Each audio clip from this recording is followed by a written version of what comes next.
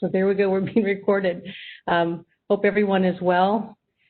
I will go ahead and call this meeting to order and ask for a establishment of a quorum. Dr. Nolan? Present. Ms. Buller? Here. Dr. Bradbury? Here. Ms. Laredo? Here. Dr. Nunez? Here. Ms. Prado? Here. Dr. Solicito? Here. And Ms. Yanis is absent today. We have a quorum. Great, thank you very much. And I would like to welcome Dr. Maria Solicito, who joins us for the first time today on the board. She is the senior veterinarian at the County of Los Angeles' Department of Animal Care and Control. And she has been the senior veterinarian since 2013. And before that, she was one of their shelter veterinarians from 2008 to 2012. Jessica and I had a chance to visit with Dr. Solicito a few weeks ago, and it was wonderful. We really enjoyed getting to meet her and getting to know her. And we just want to welcome you. So glad that you've joined us.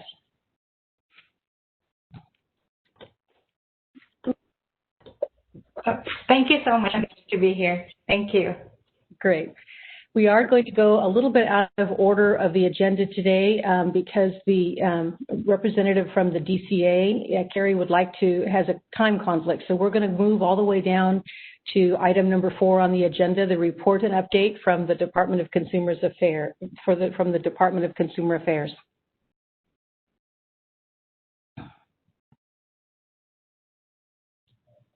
Hi there. Thank you so much, folks, for taking me out of order. I do appreciate it. Good morning.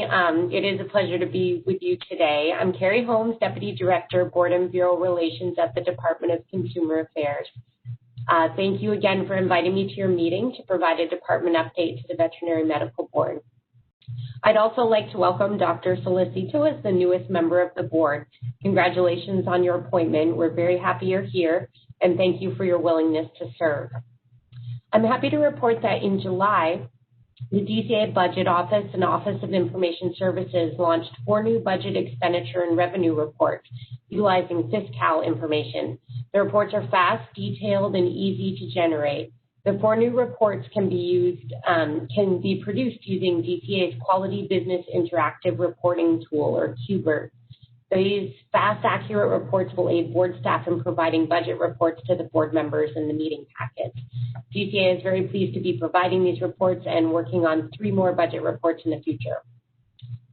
Shortly before your July meeting, DCA and its boards and bureaus had just reopened the offices to the public after a temporary closure due to the state and local stay-at-home orders to prevent the spread of COVID-19. DCA offices remain open with preventative measures to safeguard the health and safety of our employees and visitors. DCA continues to partner with the Governor's Office and Business Consumer Services and Housing Agency on statewide efforts related to awareness and enforcement of public health measures. I know this time has been challenging for everyone, and we're truly grateful to you for your continued service and to your staff for being so flexible and productive despite these challenges. As you know, during the state of emergency, DCA has also been busy issuing waivers needed to maintain a licensed workforce during COVID-19. Today, DCA has issued 68 waivers ranging from continuing education, telehealth requirements, and licensure reinstatements. We'd like to ask you to continue your work looking at the waivers and changes that have affected your board and licensees. What might be helpful to keep in the long run? I know this is a topic that your board will be discussing today. DCA is looking at identifying areas where changes to be made on an ongoing basis and welcomes your partnership and ideas. Thank you again for inviting me to your meeting. I look forward to the day when we can meet in person. If you have any questions or need anything from DCA, don't hesitate to reach out. This concludes my presentation. Thank you very much, Carrie, and thank you for being here. Do the board members have any questions for Carrie? Heidi, do you want us to raise our hand? I forgot what we're doing here. Just jump in. That's fine. Okay. I just wanted to thank Carrie for the updates, the very frequent updates you're sending us, and probably all boards on all the changes at DCA, the waivers, and everything else. It's very, very helpful during this time particularly. So thank you very much. Thank you. We're happy to help. Any other board members have a question or comment? You said there were 3 types of waivers related to CE requirements, telemedicine, and then what was the third one?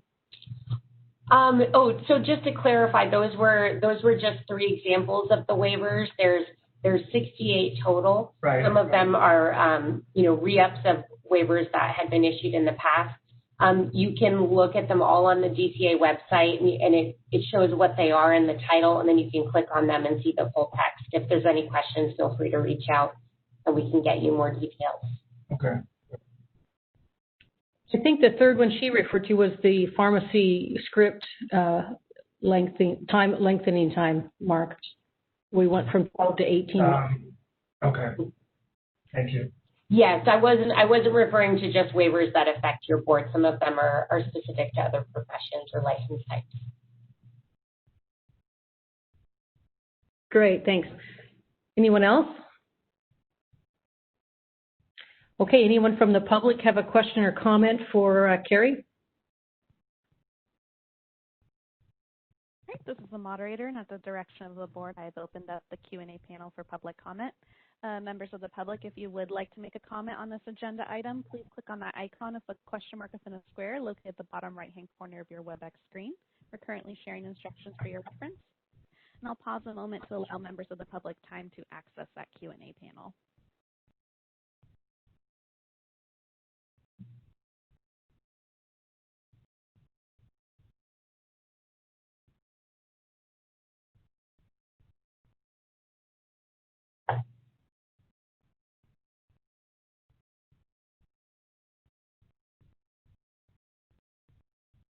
Great, this is the moderator. It looks like at this time there are no requests for public comment. Would you like me to close the Q&A panel?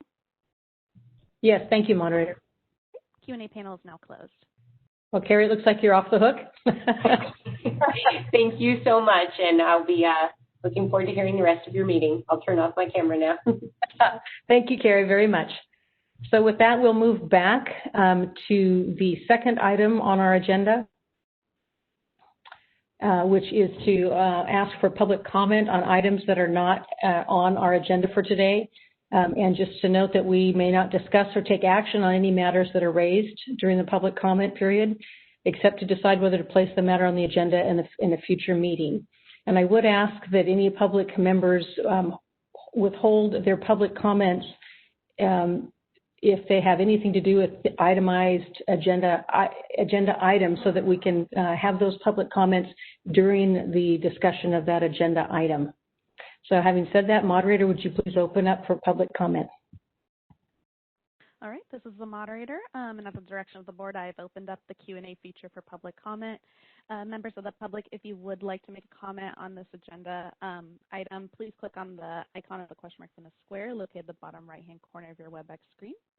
Currently sharing instructions on the screen for your reference, and I'll pause a moment to allow members of the public time to access that Q&A panel.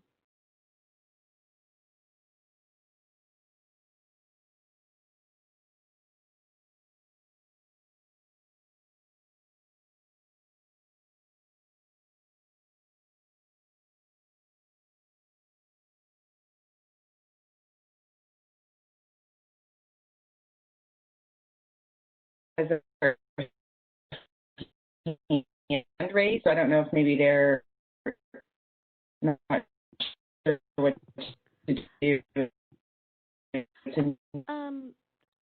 is the moderator. Just as a reminder to members of the public, we will not be calling on raised hands. If you would like to make a public comment, you need to access that Q&A button at the bottom of your WebEx screen. We currently have instructions, and you'll need to type, "I would like to make a comment" in that public comment field.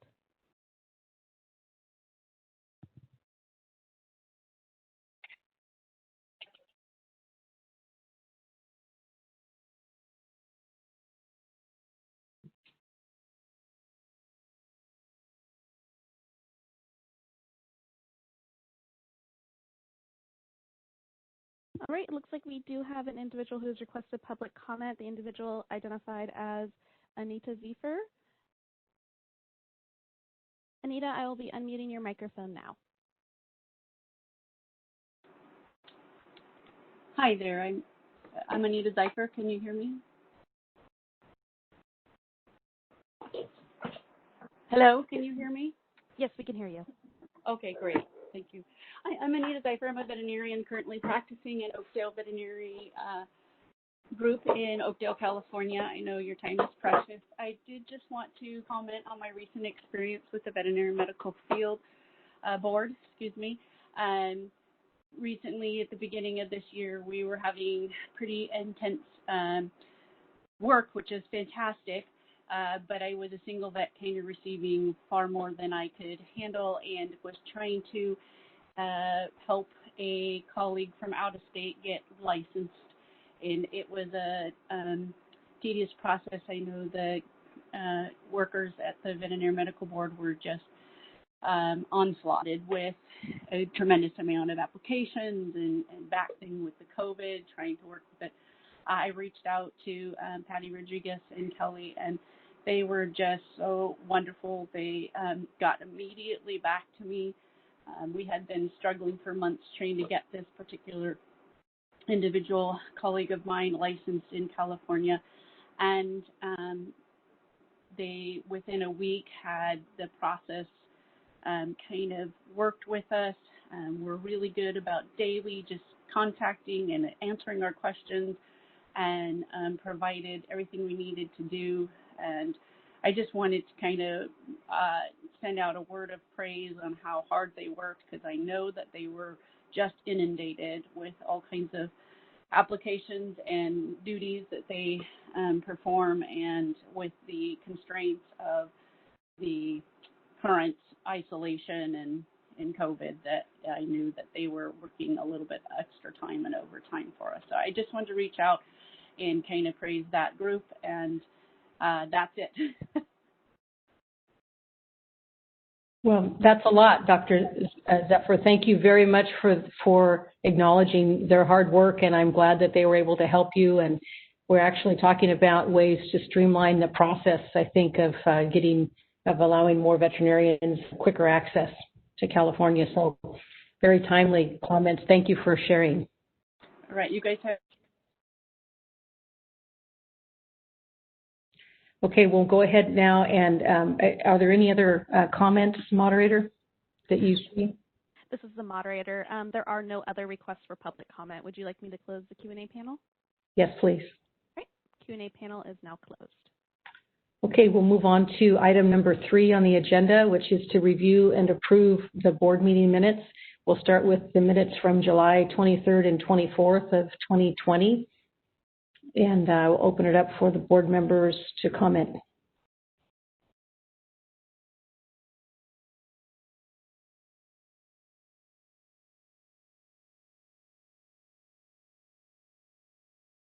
You want me to start? Go ahead, Kathy. Sure.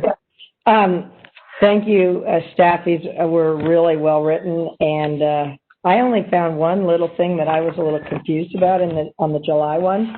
It could be correct in the writing, or it could maybe need a word change. It's on page 5, so 24, under number 6, under the MDC report.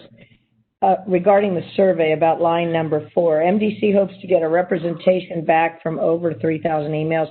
I wonder if they mean response back, or maybe it's a representative response back. I just wasn't sure what that was and thought it could be clearer. I don't know if anybody has any recollection. Teeny weeny about. Kathy, could you specify what paragraph again? It's in line 4, says the MDC on page 5 of 24 under 6A, line 4. MDC hopes to get a representation back from over 3,000 emails that the board has on file.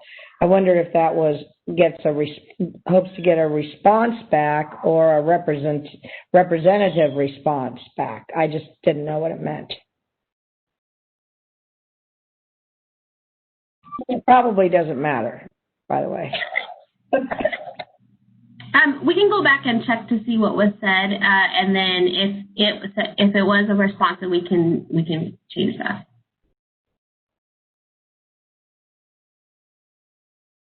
Yeah, I took it to mean a representative response. In other words, enough of a response to be valid.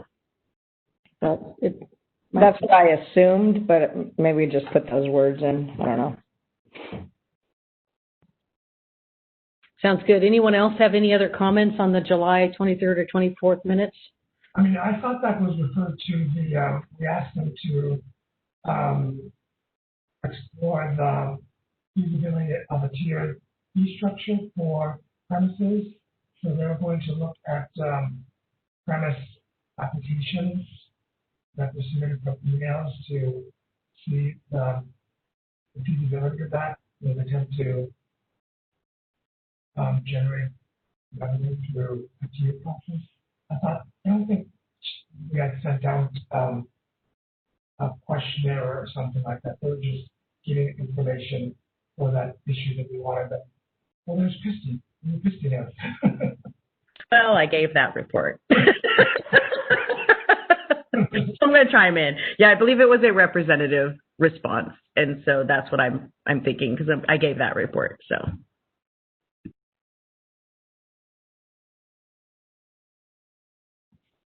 Great, thank you, Kristi.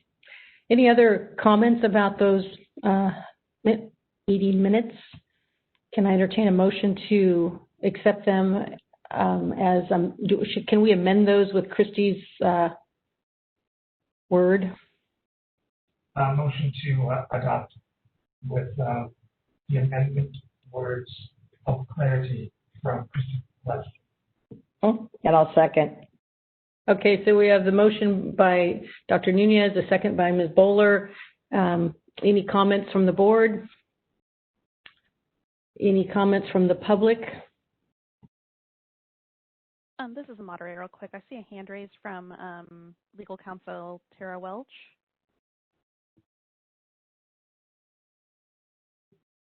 Go ahead, Tara. Okay, sorry, my phone was also on mute. I just want to remind the members that if you were not present at either of the meetings for these minutes, please consider abstaining from voting. That's all. Thank you.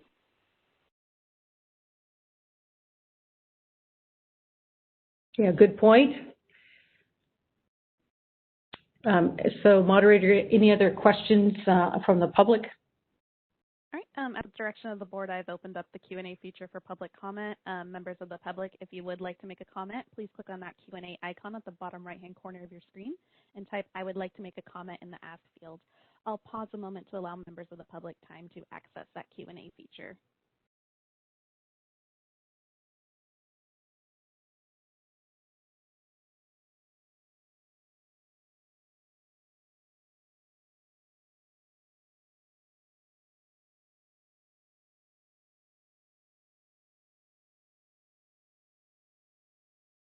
This is the moderator again. It looks like at this time there are no requests for public comment. Would you like me to close the Q&A feature?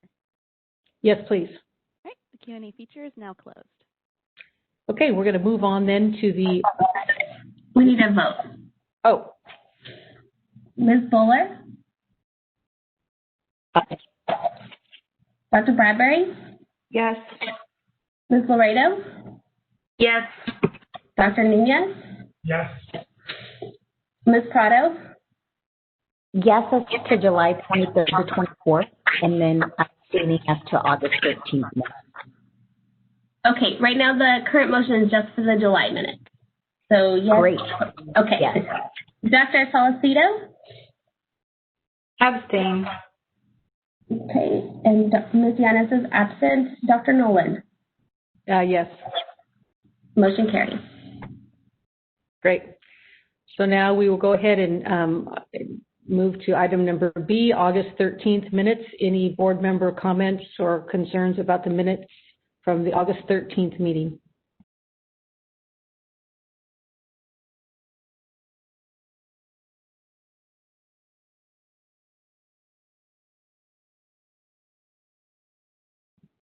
If there are none, moderator, could you, first of all, can we get anyone to make a motion to adopt these minutes? I'll move to adopt. I'll Okay. second. The motion to move to adopt was done by Ms. Bowler, and I think Dr. Bradbury was the second. Is that correct? Yes. Okay, thank you. Any other comments from the board members? If not, then moderator, please open it up for public comment. All right, this is the moderator, and at the direction of the board, I have opened up the Q&A feature for public comment. Members of the public, if you would like to make a comment on this agenda item, please click on that icon with a question mark within a square located at the bottom right-hand corner of your WebEx screen. And I'll pause a moment to allow members of the public time to access that Q&A feature.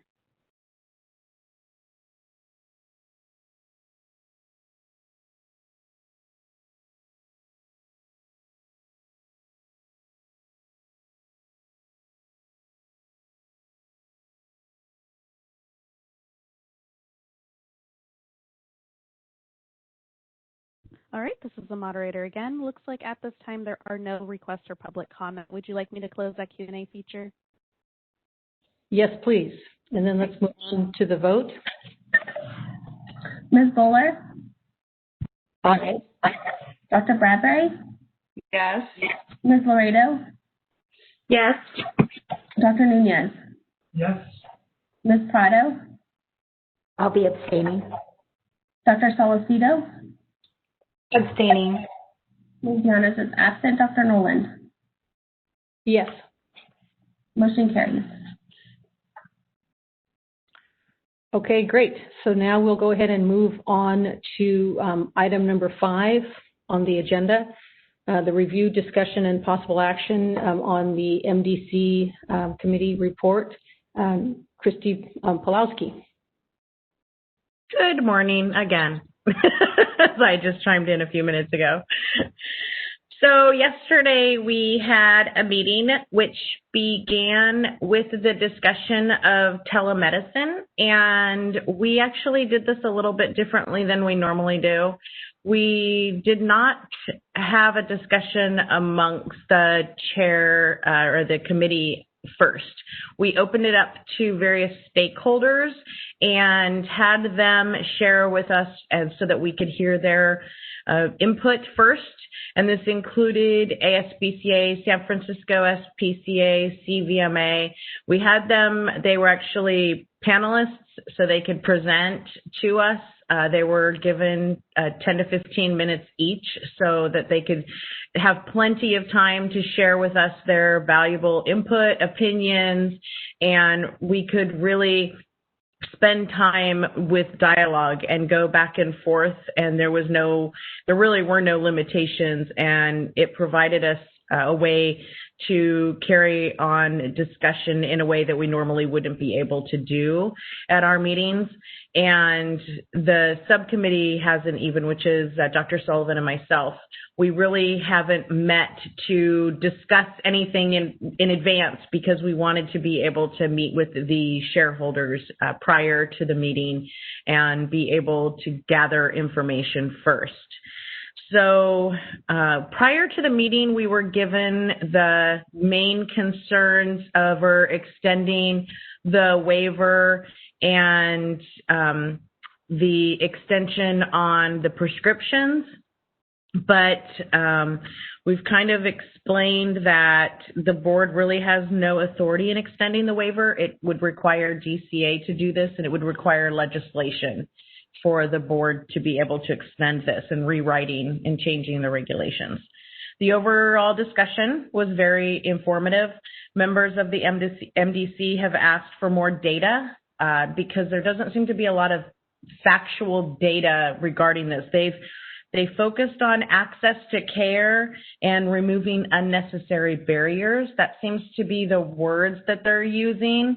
And so the committee was interested in being able to communicate and provide resources. We're going to continue this is going to be continuing to be a fact-finding mission and continuous research and open conversations. But we did agree that this is not going to be something that needs to be rushed. And we just need to it needs to be a carefully data-driven decision so we can protect pets and consumers. So does anybody have any questions on this before I move on for the telemedicine? You're talking about extending waivers past the state of emergency. Correct. And that's not something, we explained that wasn't something that, the board would do. That's something that that DCA would have to do. Want it permanent. Was there a desire from any of the stakeholders to do that? That's what they want. They want it permanent. To write prescriptions for pet 18 months in the future. I'm sorry. To write prescriptions for pets 18 months in the future. You want to extend that waiver? Correct. They want it permanent. Okay. Sorry, just to clarify, the DCA director can't make those permanent. To make them permanent, the board needs to do a regulatory change. Right. That's what we were explaining to them, is that that's not even something DCA can do. DCA can't make them permanent. That in order to make it permanent, it's a regulatory change. We cannot just remove the waiver and it goes away. So that's something we were trying to explain yesterday, that this is a regulatory change necessary by the board if they want it to be permanent. Could you be a little bit more specific as to which stakeholders wanted that extension and why they wanted that extension? Especially after the state of emergency ends. ASPCA and San Francisco SPCA, there were some others that were in there, and I think even Dr. Bradbury was trying to get what their purpose was, but their biggest thing is access to care. And Dr. Payton and I tried to ask for data. What's the data behind, and we are not, and I explained to them yesterday that I have there's no personal agenda. I really want to know what is the data behind access to care and how does telemedicine help, where's the data that shows that telemedicine improves access to care? And they said they're early on in the stages of that. And so that's where we're trying to find out how that improves access to care. Are you changing the terms telemedicine and prescription medicine refills? No. I don't. I believe that I am relaying their information the way that it was relayed to us. So the stakeholders, they don't specifically want to be able to extend the duration of refill medicines from 1 year to 18 months. They want implementation of telemedicine to be able to diagnose and treat over telemedicine. Is that what you're saying? Go ahead, Jessica.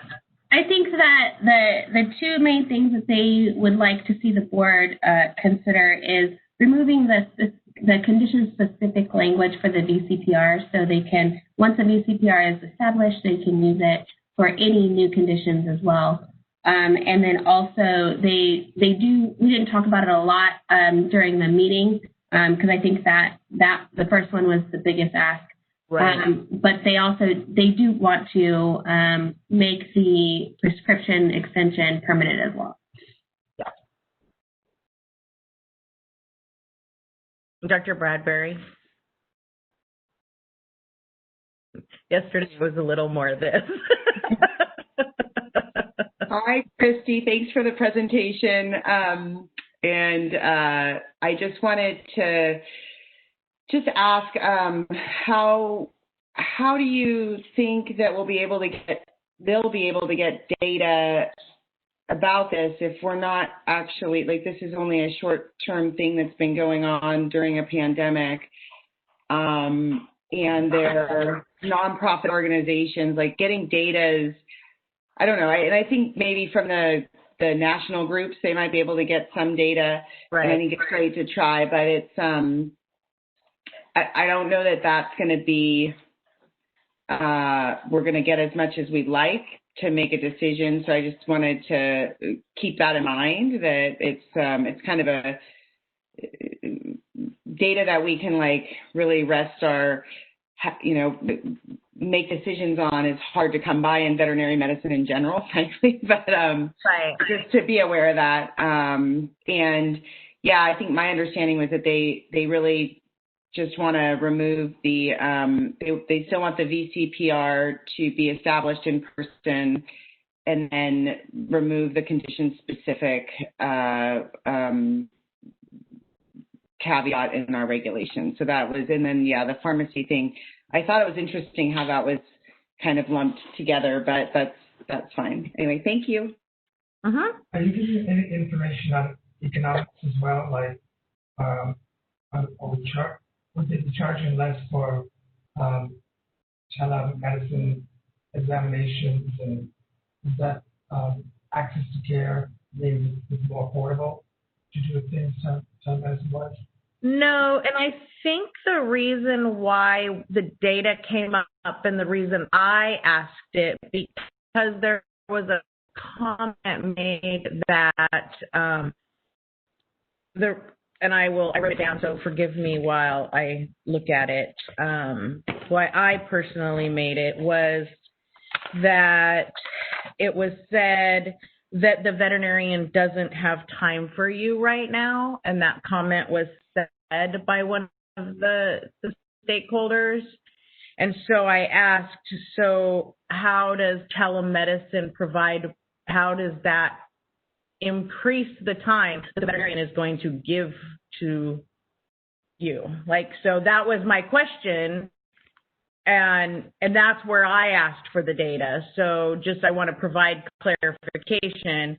So I think that should be something that they could provide information for, because if that was brought up around the euthanasia, that the information on the euthanasia that's going, the euthanasia, how to euthanize a cat online.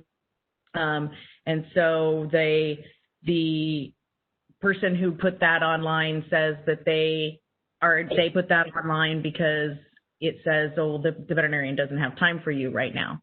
And so they say that that's the perception of the client, is that the veterinarian doesn't have time for you.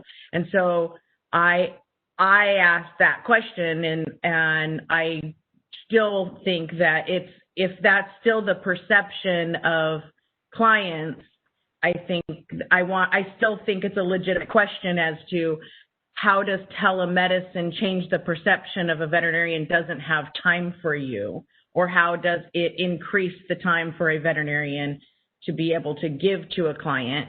And so I believe I was given the answer that doctor in Indiana was able to address 15 concerns in an hour with telemedicine.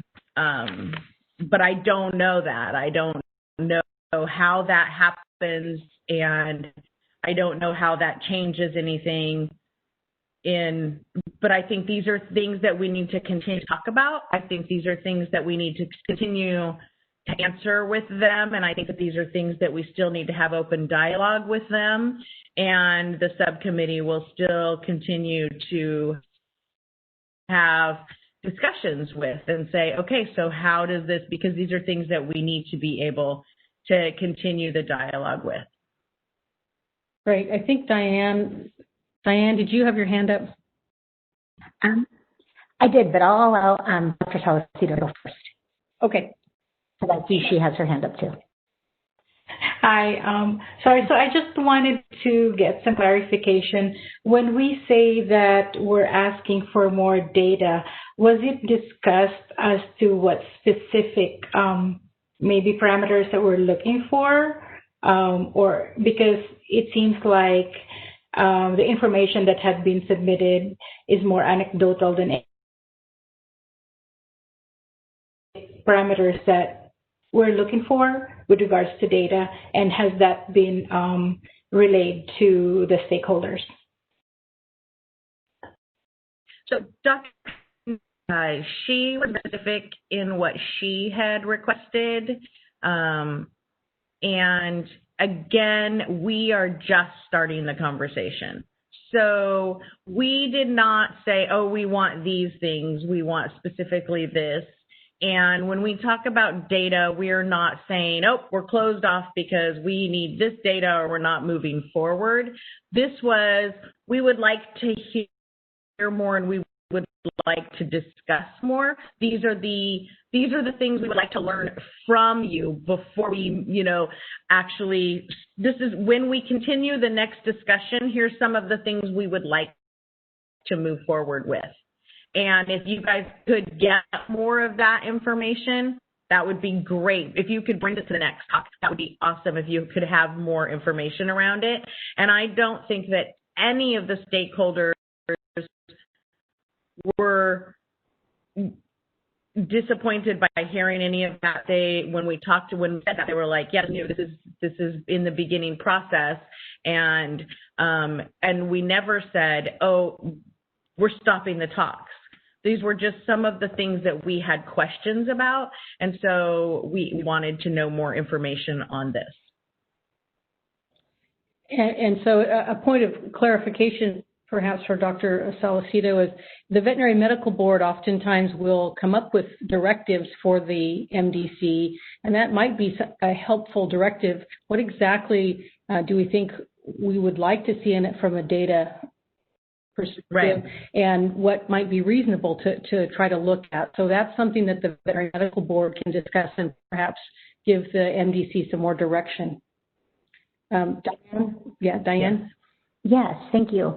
I just wanted to also echo what Dr. Bradbury was saying in regards to data, and particularly when it comes to access to care, coming from like a nonprofit background and providing access to housing services to low-income individuals.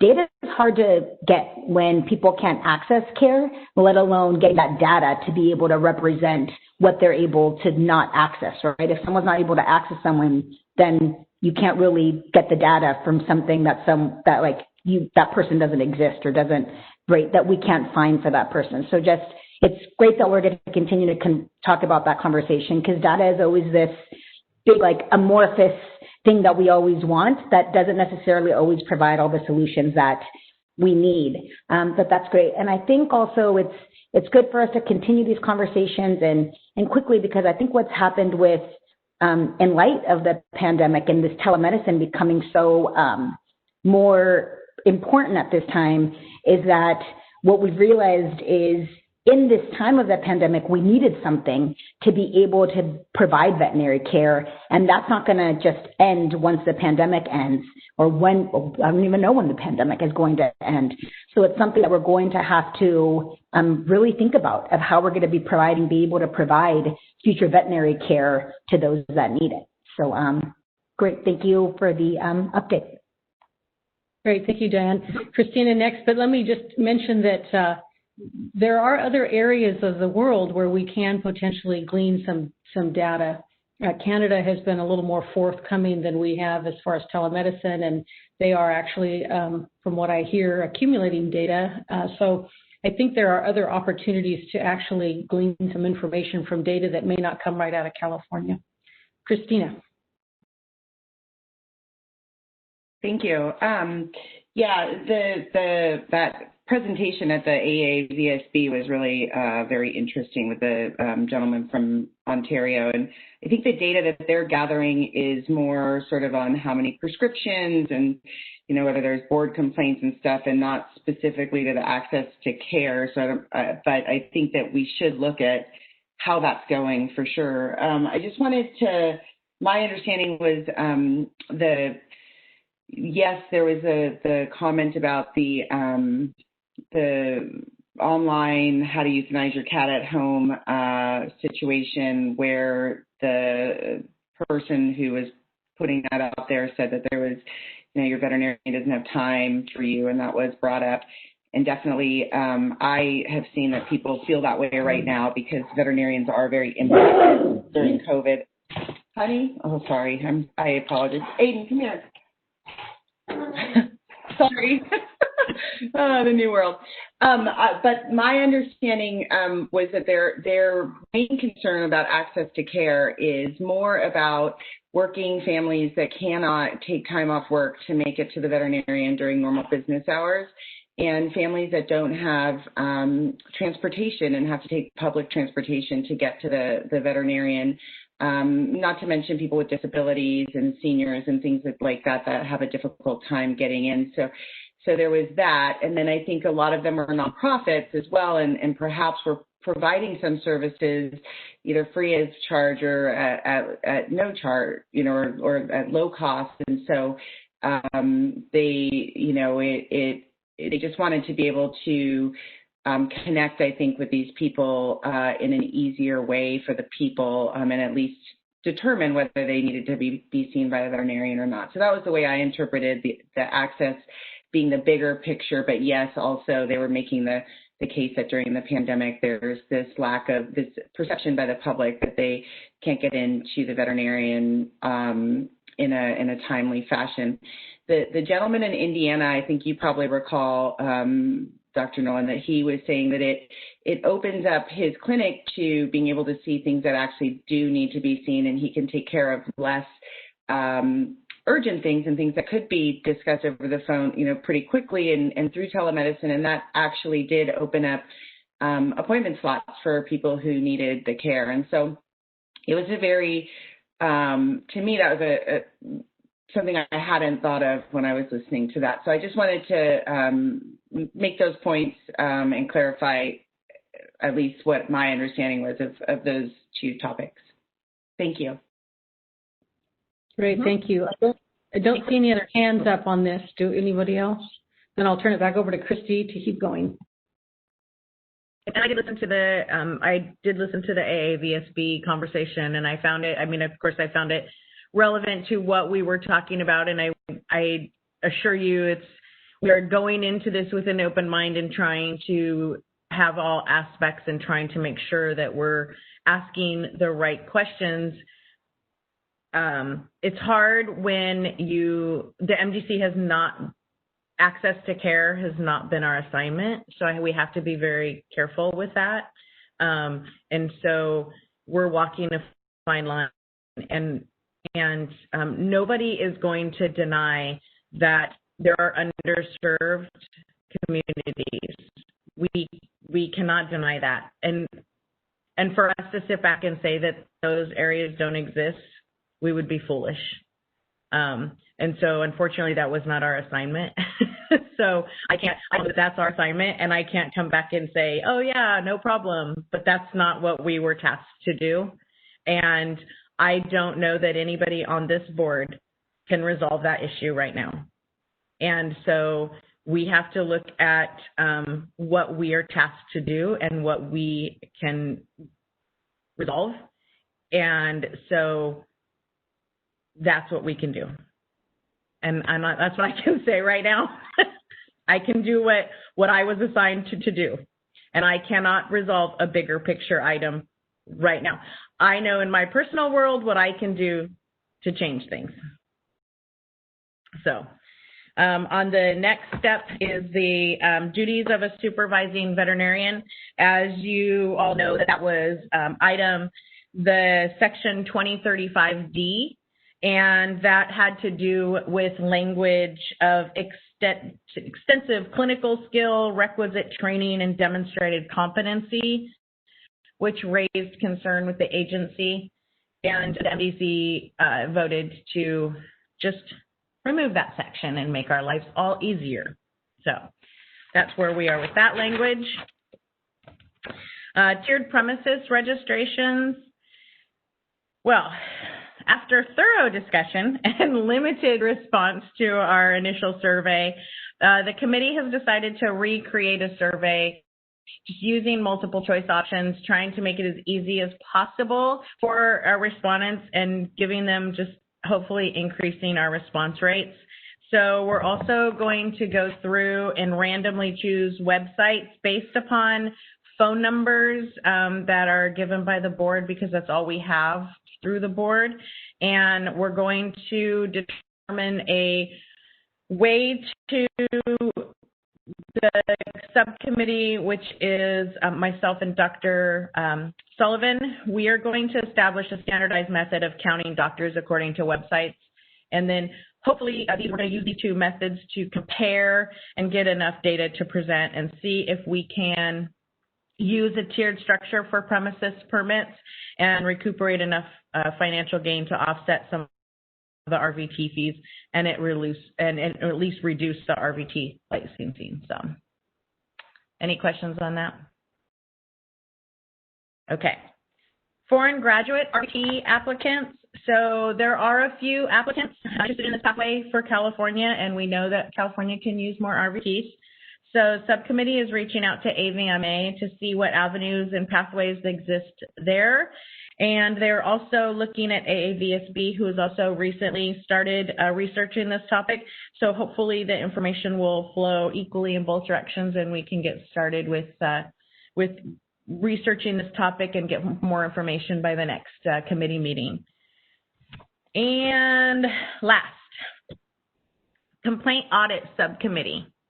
So the review so far has improved dramatically, and they are able to immediately see results and provide immediate results and feedback.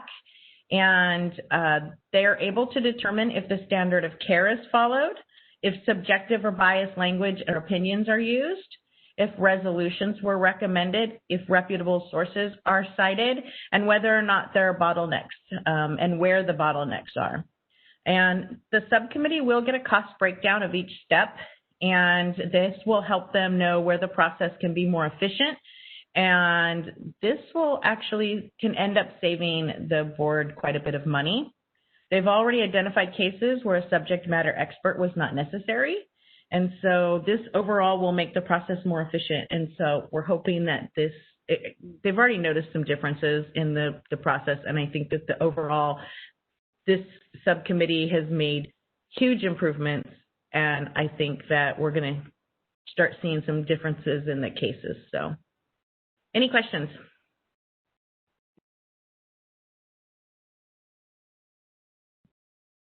Okay, great. We'll go ahead and then ask the moderator to open this up for any comments or questions from the public. All right, this is the moderator, and at the direction of the board, I have opened up the Q&A feature for public comment. Members of the public, if you would like to make a comment on this agenda item, please click on that icon with a question mark within a square located at the bottom right-hand corner of your WebEx screen. And I will pause a moment to allow members of the public time to access that Q&A panel. Oh, actually, it looks like we do have a couple individuals who have requested public comment. We'll go ahead and start with our first individual, Susan Riggs.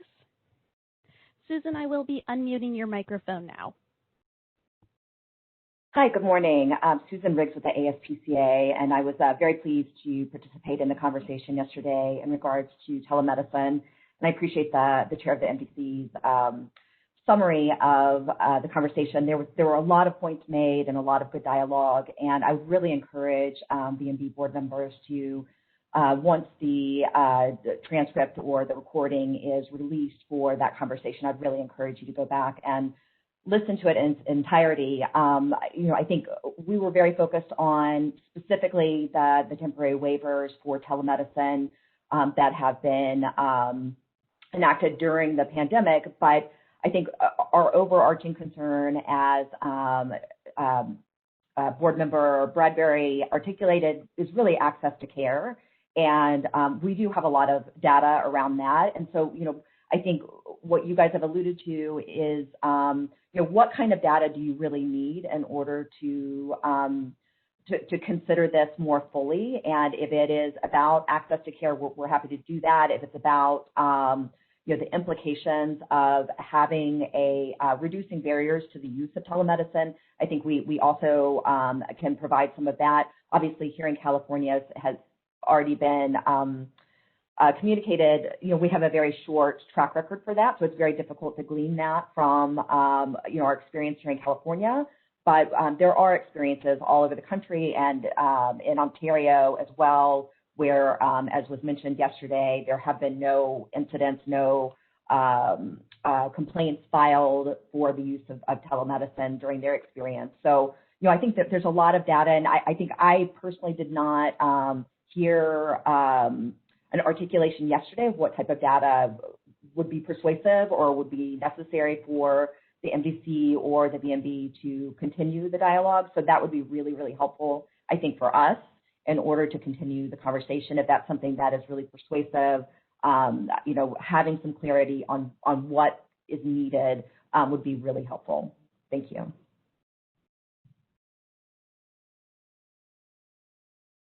All right, this is the moderator. I've muted Susan Riggs, and we will move on to the next individual who has requested public comment. Individual identified as Nancy Gritman. I will unmute you now. Good morning. This is Nancy Gritman, the Director of Program Services with the AAVSB. I'm very glad to be participating in today's session. I did want to make a comment regarding the international veterinary technicians and California looking into that pathway. The AAVSB is working on a pathway similar to the PAVE for veterinary programs, so a PAVE for veterinary technician program. And Jennifer Laredo is on that committee, and so we will be glad to provide an update to California as we continue to make progress, but certainly anticipate that we really would like to have that program in place within the next year. So thank you.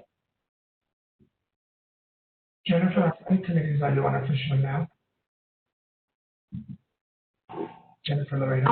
47, I think. Good job. All right, this is the moderator, and it looks like that was the last individual who has requested public comment. Would you like me to close the Q&A panel now? Yes, please. All right, Q&A panel is now closed. Okay. Jessica, I don't know if you want us to talk in more detail about directions to the MDC, or do we want to wait until action items? That's up to the board. If they want to give more direction, or if they just want to let MDC to continue on their path, that's up to the board. Anybody have any more clear directives, or shall we just let them continue on? Okay. We're going to go ahead then and move on to agenda item number 6, which is discussion and possible action on the California veterinary licensing examination. And we'll go ahead and move on to item number 6A. I'll turn it over to Jessica, I guess, or will the... So Tracy Montez will be presenting on the findings from OPES and their recommendations.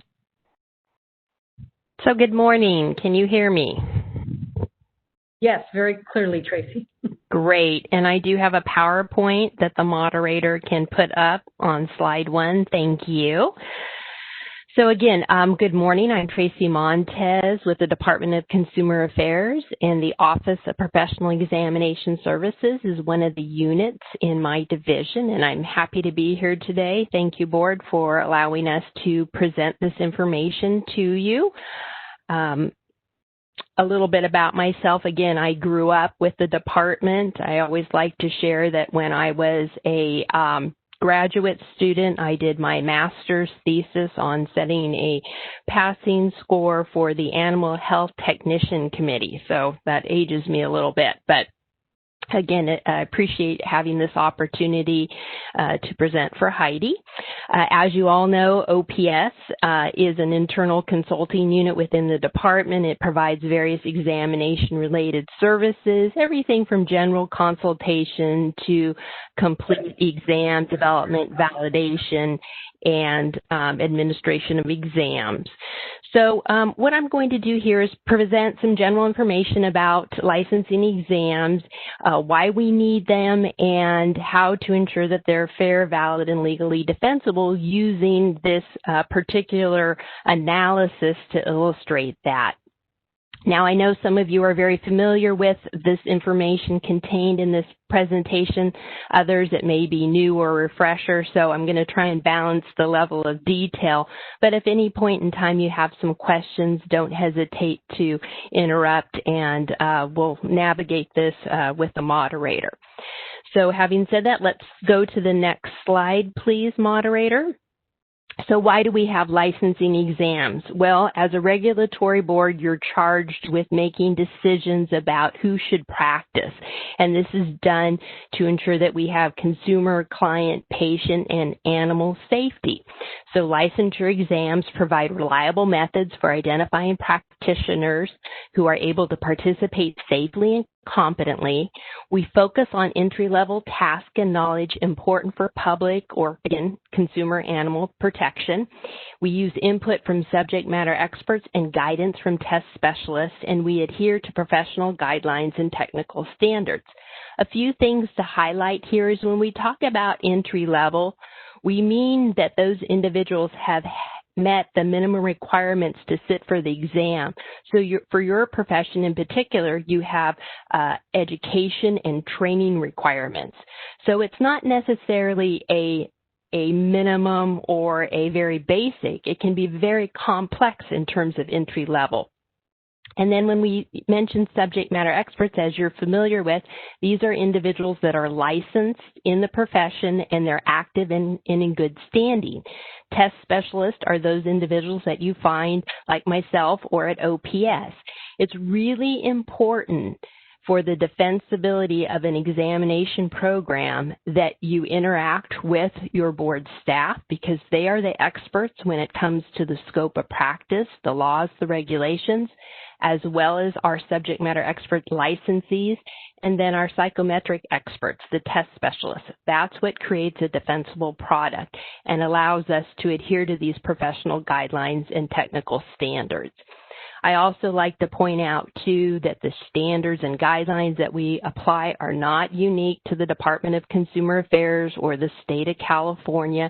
These are national and international standards that we use for all types of examinations.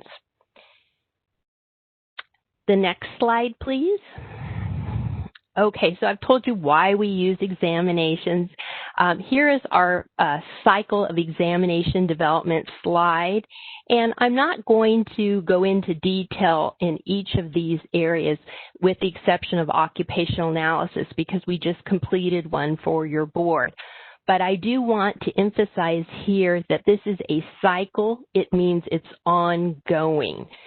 And at each point or portion of this cycle, we again utilize board expertise, subject matter expertise, and test specialist expertise. You will often hear individuals talk about an exam. Why does it cost so much for an exam program? You have an exam, can't you reuse it? No, it's cyclic. Again, in order to meet our testing standards, we need to make sure that we conduct an occupational analysis about every 5 years.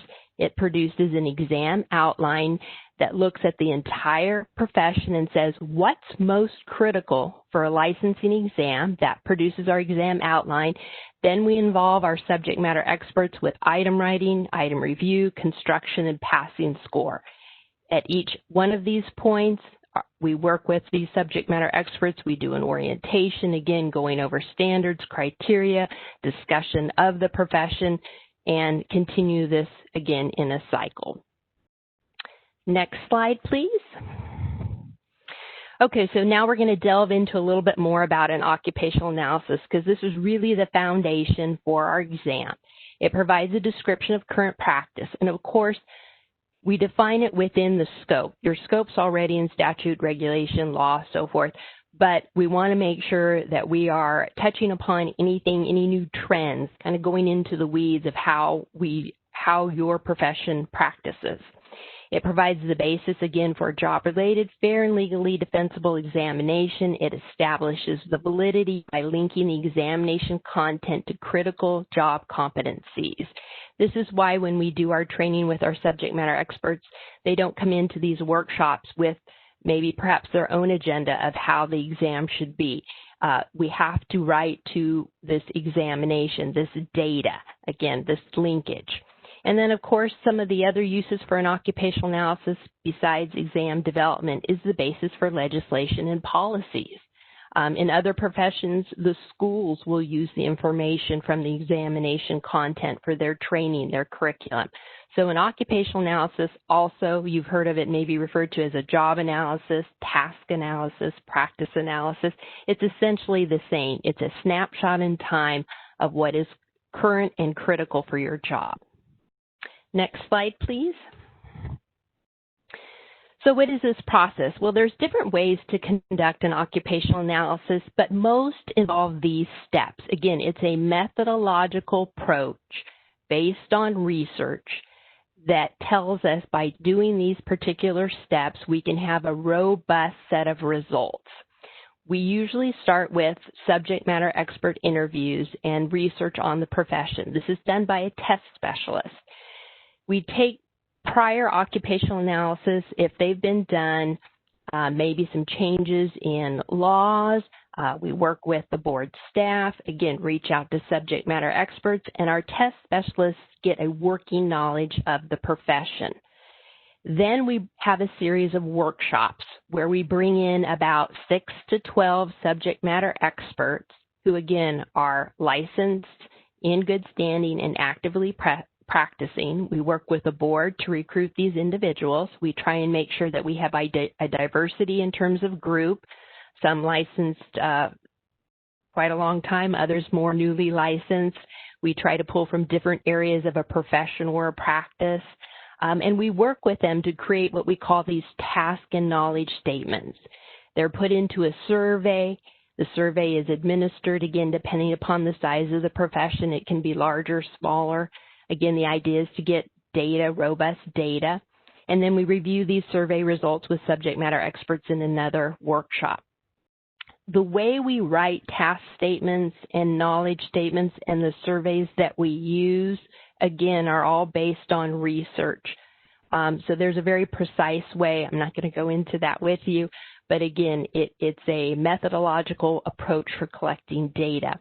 Once we get all this data, we bring in our subject matter experts, typically another group. We try and bring in different groups of subject matter experts so we can get different opinions, judgments, thoughts, and again, examinations of the data. And then we produce this examination outline. Again, the occupational analysis looks at the entire profession. The examination identifies what is most critical for the examination. We'd love to test our folks sometimes over a week, hours at a time. That's not practical. It's not feasible. So what is really critical for consumer safety, patient safety, and protection? Next slide, please. So I'm going to touch upon just a few of the results. Again, most of them, well, I shouldn't say most of them, all of them are in your report, your occupational analysis report, but I'm going to highlight a few here. The survey was a web-based survey. It was mailed out to 5,645 licensees. We had a final data analysis with 236 or 4.18%, which is low. We like to see about 10 to 12%. It was low for whatever reason, sometimes because the surveys are long. Folks don't want to complete them. But we did have a low sample size. However, we did have a good response by those that were newly licensed, which is on the next slide, please. So again, if you look at years licensed as a veterinarian, you'll see that we had 62 that were 0 to 5, and then another 64 that were 6 to 10. Moving on to the next slide, you can see that their primary employer is private practice, which is great because that's typically where our independent licenses are geared toward, individuals who are not working under supervision. The next slide shows practice specialty. Most individuals practice small animal. Here they were allowed to select all that apply, but again, the majority had some engagement with small animal. The next slide, also, they were asked to select all that apply. You'll see cats and dogs are the primary patients treated.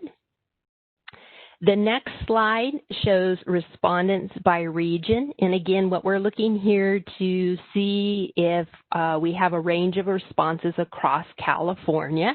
And here you can see that is the case, with obviously our San Francisco, Los Angeles, San Diego areas being the largest in terms of numbers of participants.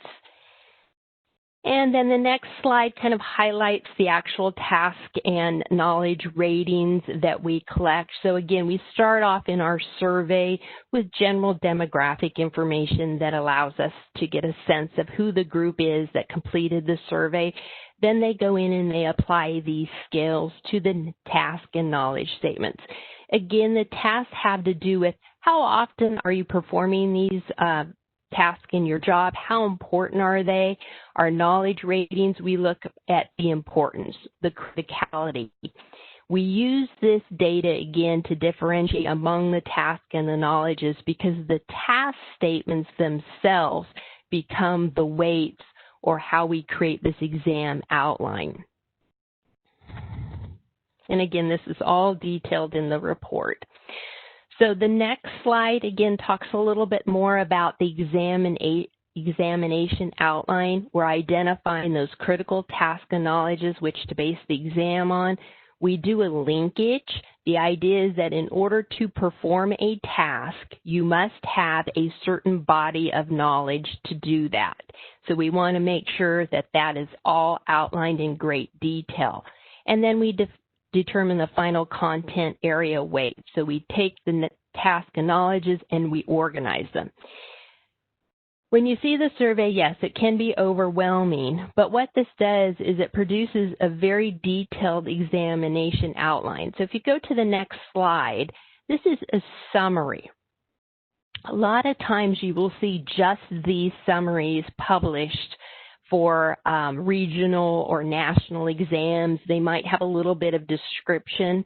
At OPS, we like to go in extensive detail because we think that this is part of the fairness issues with for candidates who are studying, and that is not only do you see a title of a content area, but you also have the task and knowledge statements with each of those areas, and that allows schools, candidates, even legislators, board members, and so forth to get a sense of the expectations associated with that entry-level knowledge.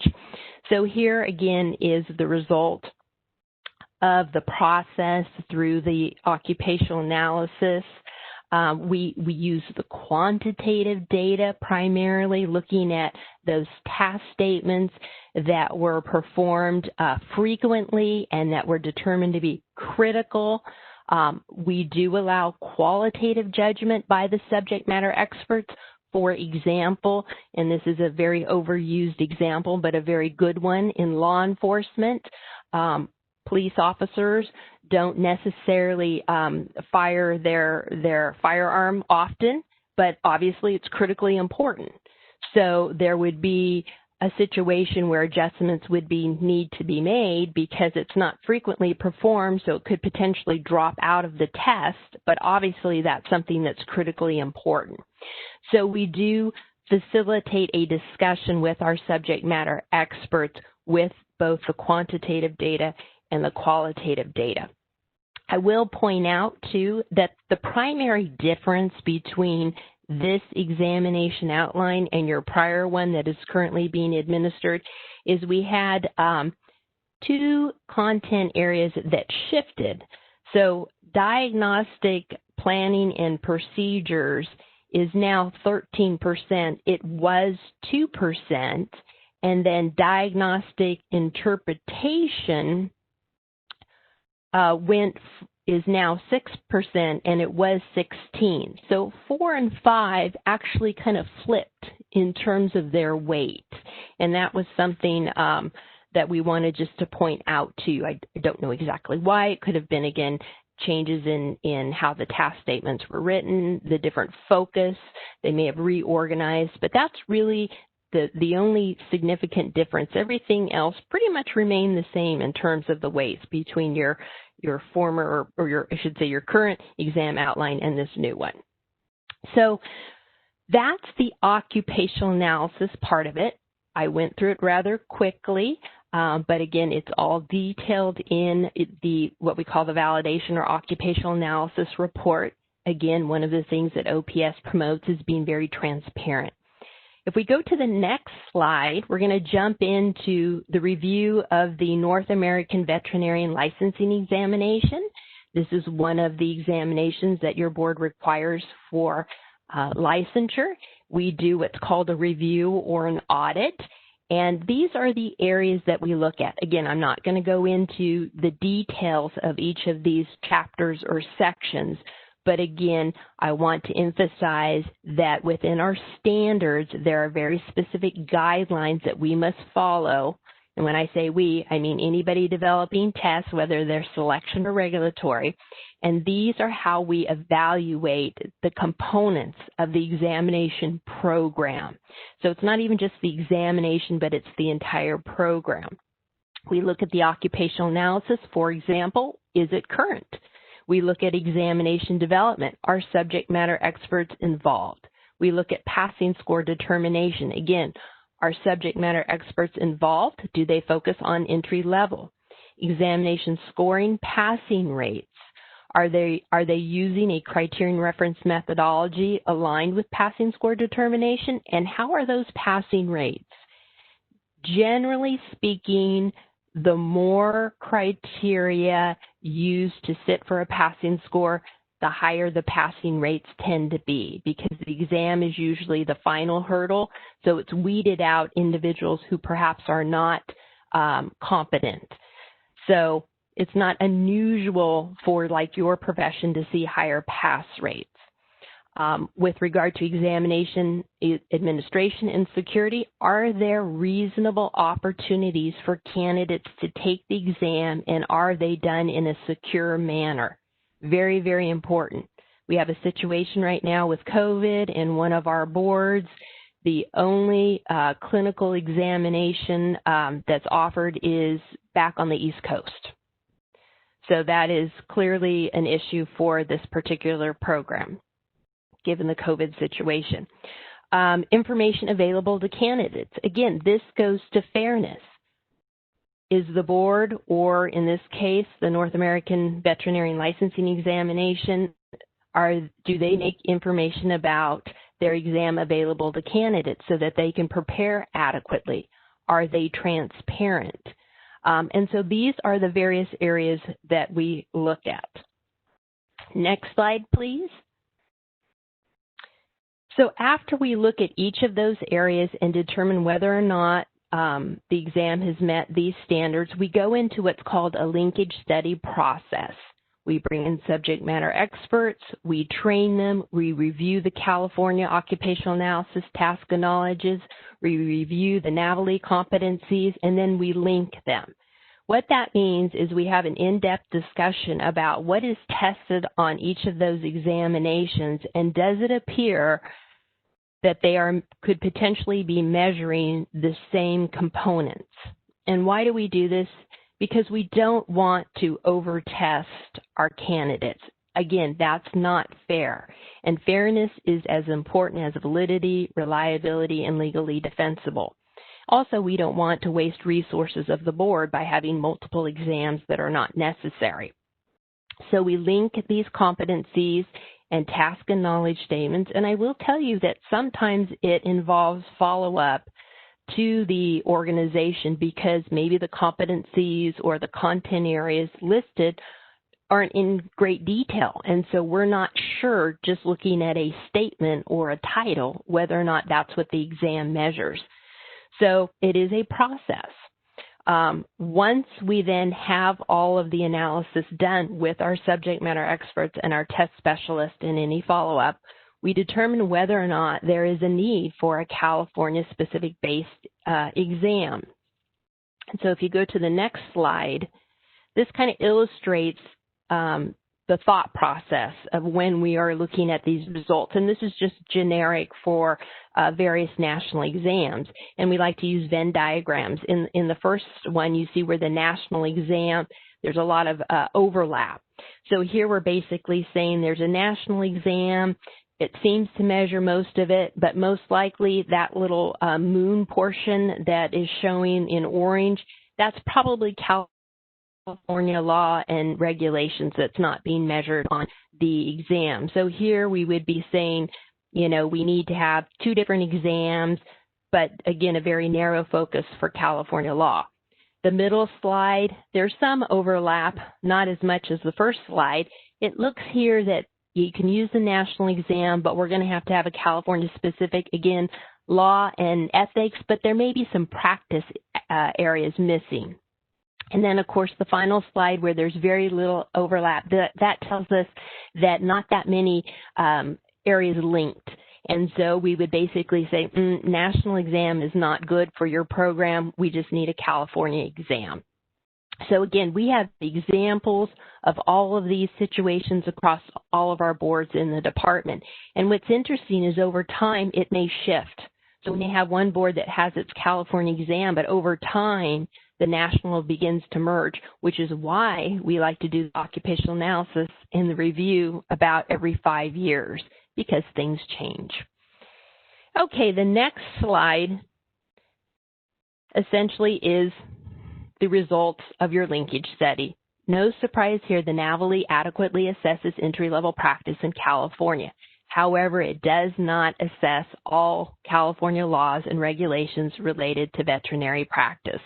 So we look at the next slide.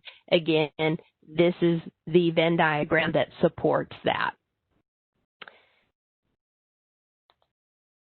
So moving on to the next slide. We do want to reassure you that the NAVLE assesses a majority of California prevalent diseases and diagnosis. And we also have learned that over time, these California-specific diseases have become regional. So in the past, your exam was a bit practice-related, but we see that that really has been assessed now on your regional exam, and it's not necessary to have it in its own California-based exam. So what we would recommend in the next slide is to replace the current California practice-based state board regulation with just a law and regulations exam, and to discontinue the mail-out veterinary licensing exam. And again, the idea with this is that really you don't need 3 exams at this time. The NAVLE is assessing the content-related aspects of it that are critical, but then you need another mechanism for assessing the laws and regulations. Our initial indication is always to keep that at a high stakes exam. What we mean by high stakes is that you're concerned with patient animal safety. Certainly, at your board's discretion, you may choose to do things differently, and we can talk more about that. But we really do think that reducing the exams from 3 to 2 would be a very reasonable direction to go. And then how you utilize that, you know, we can have some discussions about that. You know, if you choose to accept these recommendations, the next steps are articulated in the next slide. And again, what we would do here is work with our subject matter experts to develop the new exam outline that would bring in just the law and ethics, update the reference list, review any existing testing questions. We always want to use what we have, revise as needed rather than starting from scratch. Test questions are valued at anywhere from $500 to $1,000 more dollars. That's why we don't like to share them and give them away. We consider them very precious commodities for your board, so we try to work with what we have, and then develop new test questions as needed for the outline. So again, I've gone over this very quickly, talked a little bit about why we have an examination for regulatory boards, talked a bit about your occupational analysis, which again is in its independent report. It led to then the review of the NAVLE. We found that it met professional guidelines and technical standards, which is great, and we really appreciate the sharing of information, the transparency, which is something that the Department of Consumer Affairs is very strong about, is being transparent. So we appreciate that partnership, that cooperation. It's great to see that they are utilizing high standards for their exam program. And then we, again, would like to move into the recommendations of just utilizing the 2 exams and keeping them both high stakes, which, again, we can have conversations about if your board chooses to go in a different direction. So with that, I will open it up to any questions, and I thank you for your time and patience as I went through a lot of information this morning. Well, I want to jump in and say thank you, Tracy. You're always very clear and understandable, and I really appreciate how transparent you are in your presentation. It's always very helpful, so thank you. Any questions for Tracy from the board? I have a question. I'm always impressed with what goes into the examination of a student who is competent enough to practice veterinary medicine in California.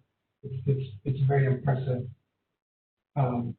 procedure, but my only question is that it's all based on the veterinary occupational analysis, and with only a 4.18% response rate, could that analysis be non-representative of what actually is going on in the state?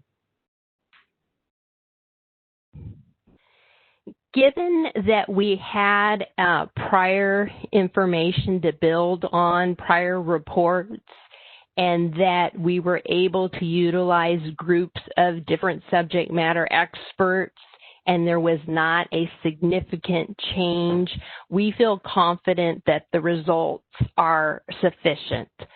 Certainly, the next time we do this, we would want to brainstorm some ways to get a higher response rate. But if we had any concerns about the validity of the data, we would have contacted Jessica and said we can't go further. But we really do a lot of research on the front end in those interviews, and we look for evidence that confirms as well as disconfirms the data. Is there like a magic number that the psychometricians, that's a really good Jeopardy word, have that say that this isn't enough of a response rate, which we can't go forward?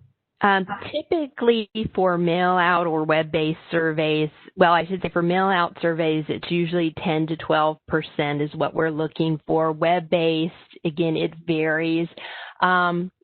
You know, as much as I'd like to say that there's a magic number, there really isn't. It varies so much across the professions and the timing of the survey, what individuals have going on in their lives.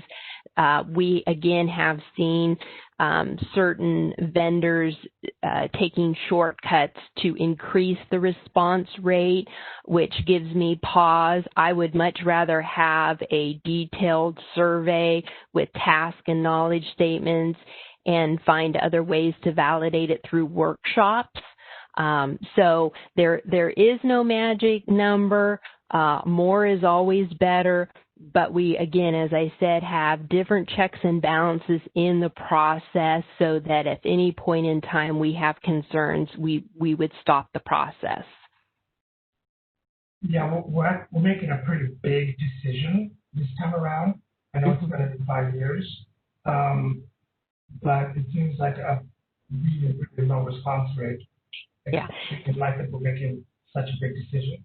Yeah, if it helps you with this, know that if we do see concerns in how we develop the test questions, you know, keep in mind we're going to continue working with subject matter experts. And so if we hear evidence that something is contrary in terms of the weights of the exam, we can flag that for Jessica and say, hey, we need to take a look at this. We need to do a focus group, because not only do we do occupational analyses by survey, that's kind of the ideal, we also, with smaller programs, simply do focus groups. So keep in mind that what this is telling us, it's giving us an exam outline. That's the primary product. And there's only been 2 changes here in terms of these 2 content areas. The questions themselves that are written will be based on what is being practiced currently, the knowledge statements and so forth. So if anything where I would see a change might be in some weighting. If you had a bigger percentage, you might see some differences in weighting, but given that the weights did not change that dramatically, and from the prior to the new analysis, again, I don't have concerns with the validity of the result. But again, to restate, we're always looking at this through exam development, through all the workshops that we have between now and whenever your board chooses to do its next occupational analysis. This is always being scrutinized. Thank you. Can I ask, when was the last psychometric review or linkage done with NAVLE and the California State Board exam? When was the last time they were actually examined from the linkage standpoint? I do not know that. I'm looking in my notes here, and I do not know, but Jessica may know that. Yeah, that was one of the questions I had asked OPES. And from what we can gather from OPES is that there was an occupational analysis done in 2013, and then there was another occupational analysis done in 2001. However, it does not appear that at any time there was a linkage study comparing the California exam with the national exam. So it's been 19 years since they've actually been compared. Mm-hmm. Okay.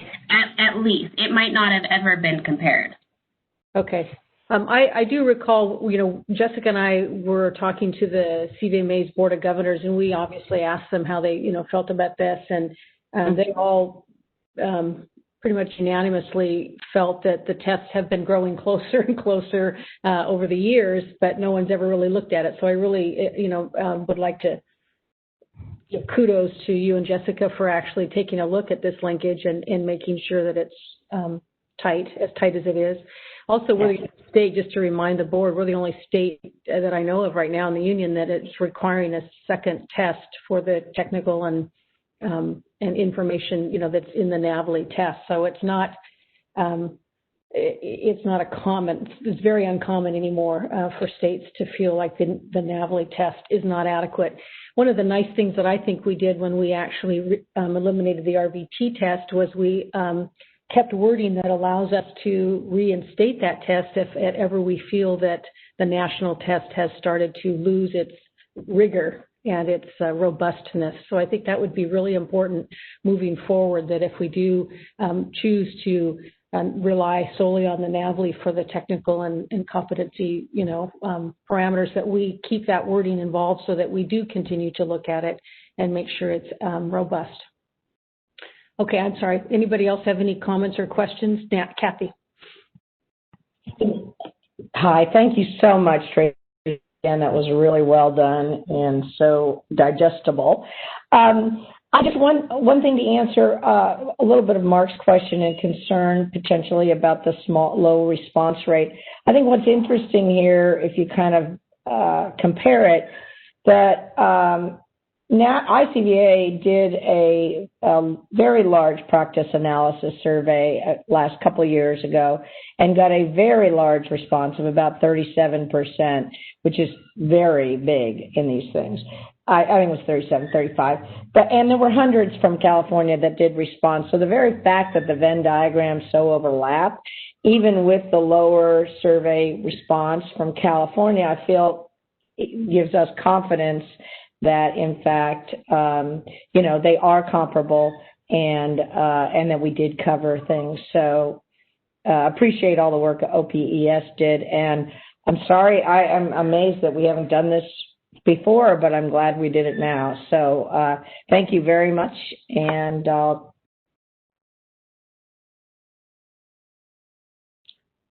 Yes, you're very welcome, and I do want to say your board has been great in meeting the mandates of doing your occupational analysis, because your last one was done in 2015. And again, it is up to the boards in terms of whether or not they want to do the audits, but this does bring your board into compliance with Section 139. Great, thank you. Any more? Looks like Dr. Bradbury. Hi, thank you, Tracy. I agree. It was a really well presented presentation. I'm faltering for words. In any case, I guess my one question was I'm not clear as to why we would change the format of our law exam since we feel our law exam is adequate now, and so I'm just not clear why that change would be made.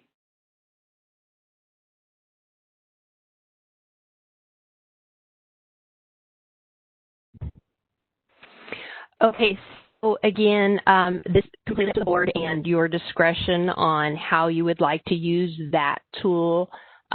Typically, law and regulation exams are considered high stakes.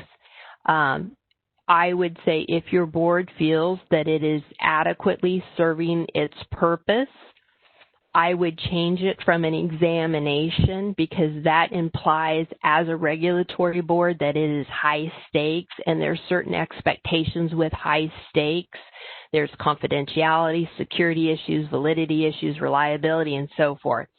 So I would say that if you feel that it's doing what it's intended, it doesn't need to be high stakes, I would recommend that it becomes more of an educational tool, and it's renamed to maybe the Veterinary Laws and Regulations module, and that you then do just as President Nolan said, make sure that in any regulatory changes you allow for going to or utilizing a state exam if necessary.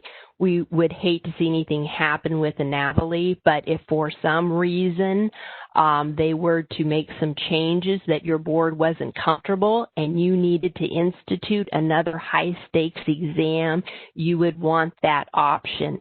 And again, I'm going to just, make some general comments about over time we've seen boards using national exams. There's been problems. They're stuck for a year until a regulation change is made.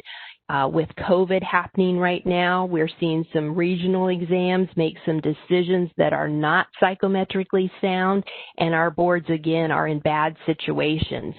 So to the extent that legal and the regulations unit lets me, I really encourage boards to have options in their regulations so that at any point in time, they can do what they need to do to institute a high stakes exam. So again, if it's working and doing as it's intended, my only suggestion would take away the exam part, the title, which has implications, and change it to really what you're intending it to be. Does that answer your question?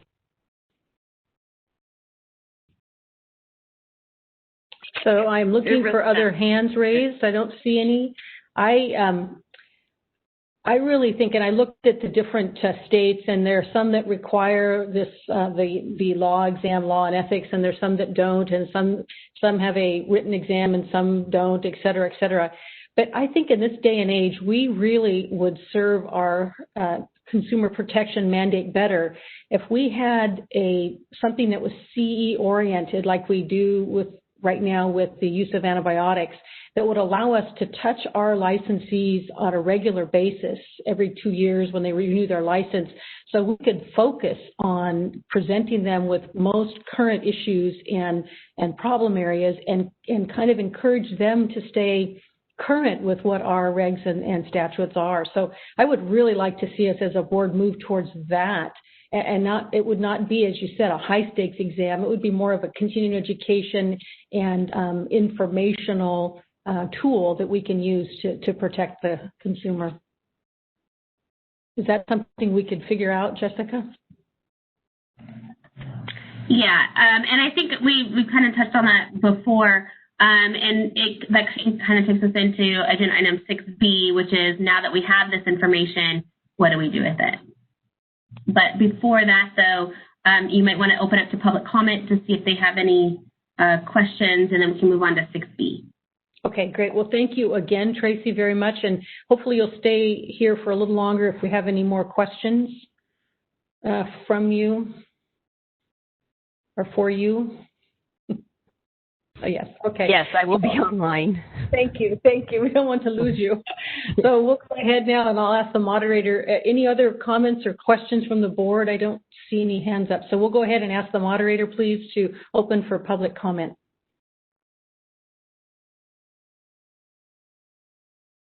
All right, this is the moderator, and at the direction of the board, I have opened up the Q&A panel for public comment. Members of the public, if you would like to make a comment on this agenda item, please click on that icon of a question mark within a square located at the bottom right-hand corner of your WebEx screen. Currently sharing instructions on the screen for your reference. In the Ask field, typically in the lower right-hand corner of your WebEx screen, please type, "I would like to make a public comment," and send to all panelists. I will now pause a moment to give the public time to access this Q&A panel and submit their requests.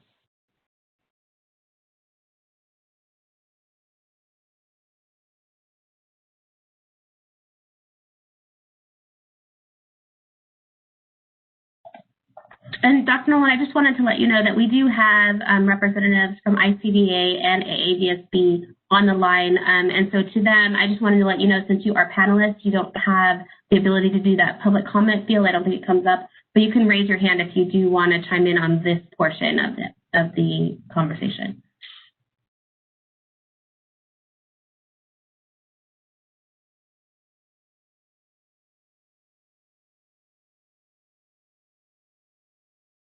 All right, this is the moderator. It looks like at this time there are no requests for public comment. Would you like me to close that Q&A panel?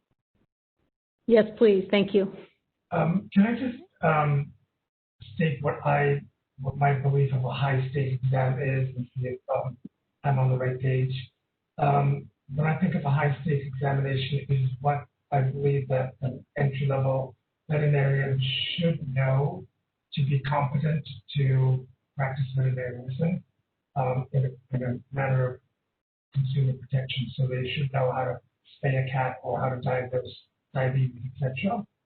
Versus knowledge that may not be high stake. What is the specific rabies requirement in one county versus another? What are travel requirements? Those may not be as important. It's not a life or death decision, so that would follow into an exam that's not high stake. Do I have that correct? So I think Tracy might be able to answer that directly, but I think you're on the right track. Yes, you are. Yes. We basically tell our subject matter experts, what would you expect an entry-level veterinarian to know that is critical for safe and effective practice?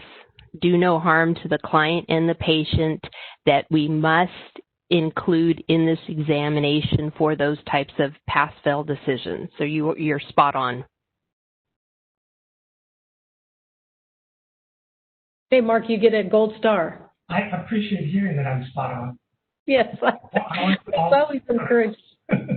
Okay, well, so we'll go ahead then. Thank you again for that presentation, and it appears to me at least that with this knowledge that of the significant linkage and overlap that we need to consider removing the California state licensing exam from a requirement. One of the problems with doing that, though, is that there's a lot of our regulatory wording that relies on that. Is that correct, Jessica? So, yeah. So that takes us to agenda item 6B, where it's broken down into two aspects in the memo. The first one is, what do you want to do with the California State Board examination? So in the memo, it outlined a few of the concerns that I had received since I sent out the Occupational Analysis and Linkage Study to ICVA, AAVSB, the deans of Western and UC Davis and CVMA. And those are some of the concerns that are in the memo. related to the California-specific diseases and whether or not they're actually covered under the exam, a lack of uniformity, because for our state exam, there's a guarantee that they are tested on the exact same questions. So if you have two candidates taking the same test, they have the same questions, they're just in a different order. With ICVA, they have a lot larger question bank, and so it's possible that they could take it at the exact same time, but completely different questions. So there's a concern of whether or not they were tested on the same amount of content, the same quality content, and we confirm that they are. And then there are questions related to, or concerns related to out-of-state licensees and how that impacts them. So I still think that based on everything that OPES has found and the research that this is a redundant exam and no longer necessary. So the board does need to decide what to do with it. I've had, there were some questions and some comments that people had made related to, well, maybe we can just put it into the statute that we'll always have the availability to require it. I'm not quite, and I think that the concern is if something happens quickly with ICVA and they change the exam and we don't know about it, we want to be able to quickly do our own exam. Quickly doing our own exam, it's not quick. It's actually a pretty extensive process. But I also think that the board has set up so many checks and balances to ensure that actually doesn't happen. It's in the board's procedure manual to be very active with ICVA. We have a good relationship with them. We communicate often. Ms. Bowler serves on the board with ICVA. And I think as long as the board over time continues to follow its own policy in the manual, there's never going to be a situation where the exam shifts so much and we aren't able to work with them to get it covered. I think it sends a stronger message to the licensees to let them know, and to the legislature and the public, that we are really considering removing these unnecessary barriers. If at any time we do find that there's not an overlap anymore, and for some reason ICVA is unwilling to make changes for us that we're wanting, then we can seek legislation to add it back in. But I think it sends a stronger message to everybody that we're taking this seriously and doing it quickly. But for the elimination of the exam, I do recommend the board to have a motion to seek legislation to remove the exam. However, that also brings us to the second part of the memo in there that talks about all of the other requirements that are tied to the license, that we really should think about, one, whether or not they're necessary anymore, and then the ones that are, those requirements should be tied to the license and not the examination. And so things that are really impacted, that 3-day course that out-of-state licensees can take in lieu of the state exam. Well, if you remove the state exam, and we've already determined that the NAVLE covers everything under the 3-day course, then we need to look at removing that 3-day course. We also need to look at the temporary license requirement, because a lot of the people who are getting temporary licenses, they're getting it because they're waiting to take that 3-day course.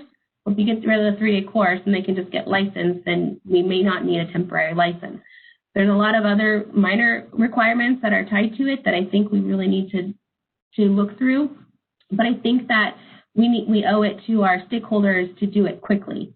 And so what I would like for the board to do is first consider a motion to eliminate the supplemental examination, but then also to form a subcommittee to help me answer some policy questions that I can't answer for everybody, to help flesh out these questions and then bring it back to the board in January. And then at that time, I'm hoping to have a legislative proposal for the board to consider to correct some of the ripple effects that it has on the statutes for removing the state exam. I would be willing to be on that subcommittee. Is there, if we choose to go that direction, is there anyone else that would be willing to help me with that?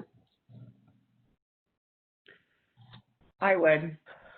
Okay, so Christina, okay. So I think if I understand you correctly, Jessica, what we really need to do is, number one, decide as a board if we are willing to take the step forward to eliminate the state exam from the requirement to be licensed? And number two, are we interested in a subcommittee that helps to streamline this process and move it forward more quickly? Because if we take it back to the MDC and let them do the work, it'll be probably a year or two before the changes are made. And at this point, it now becomes obviously an unnecessary barrier at some point that we want to eliminate as soon as possible. Who wants to go down in history for making this motion? I will. Can the president make the motion? I'll throw myself under the bus, okay? That's what you're. So, the presidency will be no more. Yeah. I don't know if there's specific wording. This is where Tara comes in, but I would like to. I think you would pursue legislation to remove the California State Board examination as a requirement for licensure. And nominate a subcommittee to spend time before the January meeting to look at any of the affected regulations that we might need to adjust to streamline this process. There's my motion. Do I need to repeat it? No. Okay. I'll second it. Thank goodness. Okay. So any further discussion by the board or clarification as to what we're doing? Can we call it the Nolan bill? No. It'll be the Nunez. The Nunez. It'll be someone else talking to the Sunset Committee about it, I'm sure. I'm going to go ahead and ask the moderator then to open it up for public comment. All right, this is the moderator, and at the direction of the board, I have opened up the Q&A feature for public comment. Members of the public, if you would like to make a comment on this agenda item, please click on that icon with a question mark within a square located at the bottom right-hand corner of your WebEx screen. Currently sharing instructions on the screen for your reference, and I will pause a moment to allow the members of the public time to access that Q&A panel. Actually, we already have one individual who has requested public comment. Anita Levy. Anita, I'll be unmuting your microphone now.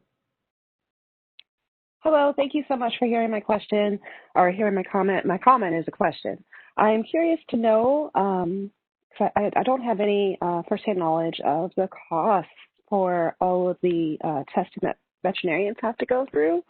I imagine making this a more streamlined process would be positive for many reasons, obviously one of which would be financial. And I was wondering, could you tell me the cost, approximate cost savings for an individual that is trying to license in California when we make the test process more streamlined in this manner? $300. Awesome. Okay. It might be, and that's the. Go ahead. I'm sorry. Well, Jessica, can you also discuss briefly what the cost savings or expense, it might be for the board to eliminate this test? Sure. I don't have those figures in front of me, but one thing for this exam that is different than the examination for the RVT exam is that this exam is turned out to be a lot more expensive, and so it costs the board quite a bit of money to administer, and so there's situations where we were actually paying more to administer than the money that we were bringing in. Mm-hmm. Okay, great. Thank you. I just had one other comment. I think for people who are having to do the temporary licensing and then also take that course, that there might be some additional savings there. All right. This is that would have a lot of cost savings too, especially because the 3-day course, except now during the waiver, they can be virtual. But for them to have to travel, that's obviously a cost that would be saved. All right, this is the moderator. It looks like that was the only individual who has requested public comment. Would you like me to close the Q&A panel? Yes, thank you. All right, the Q&A panel is now closed. Okay, so we have a motion and a second and have had discussion. Any further comments or discussion? I just want to clarify, sorry, it's $350, not $300. Okay. Thank you, Tim. Tim reminded me. I hope the rest of the nation doesn't get mad at California for taking up all the veterinary staff.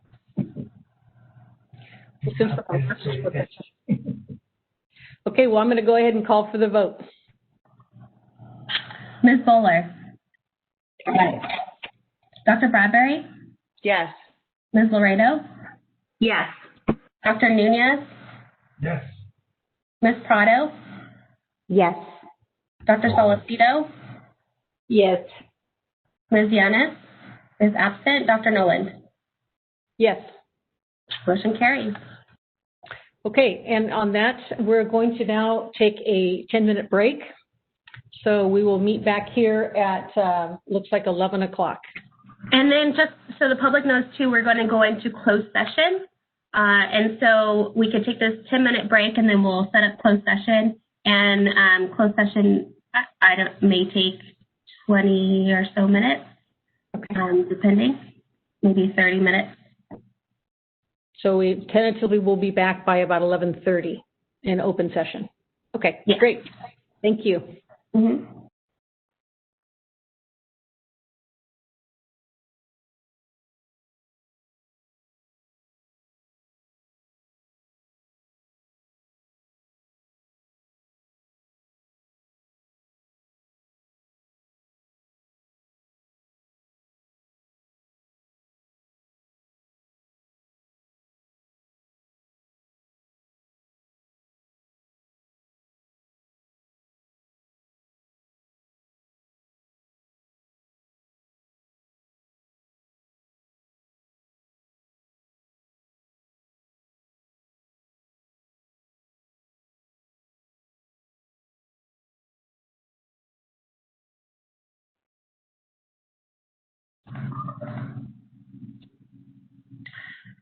Thank you all for coming back. I apologize for the technical difficulties that we're experiencing.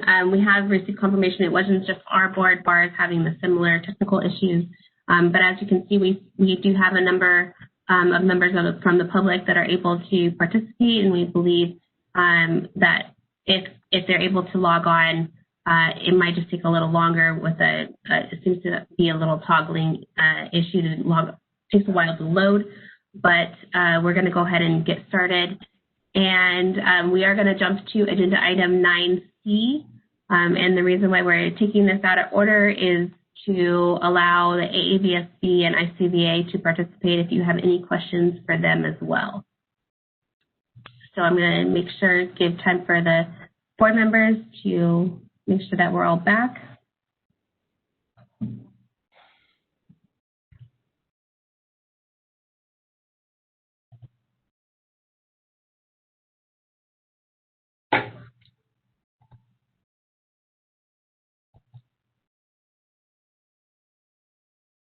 All right.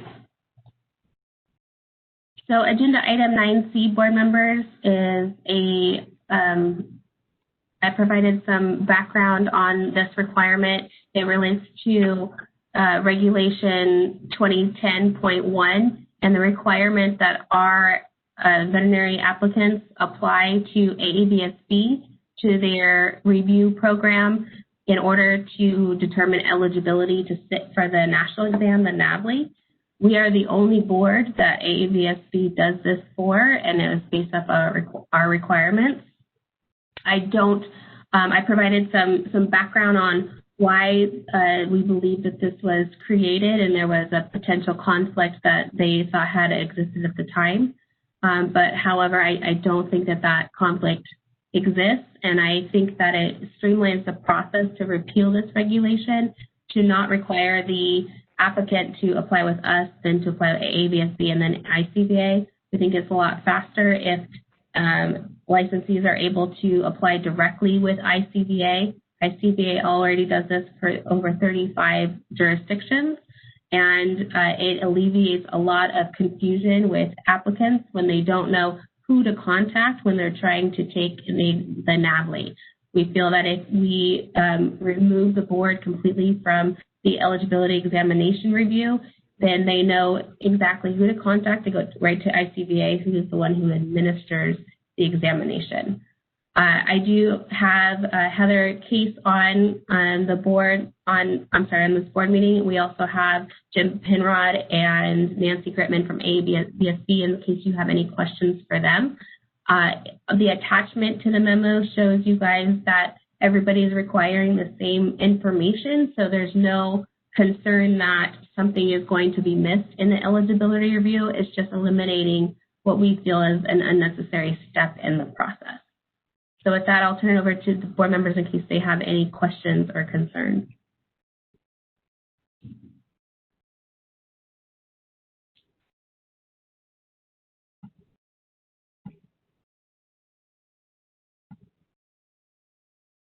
I don't see anyone whose hand is raised. Would our guests like to make any statements, Jessica?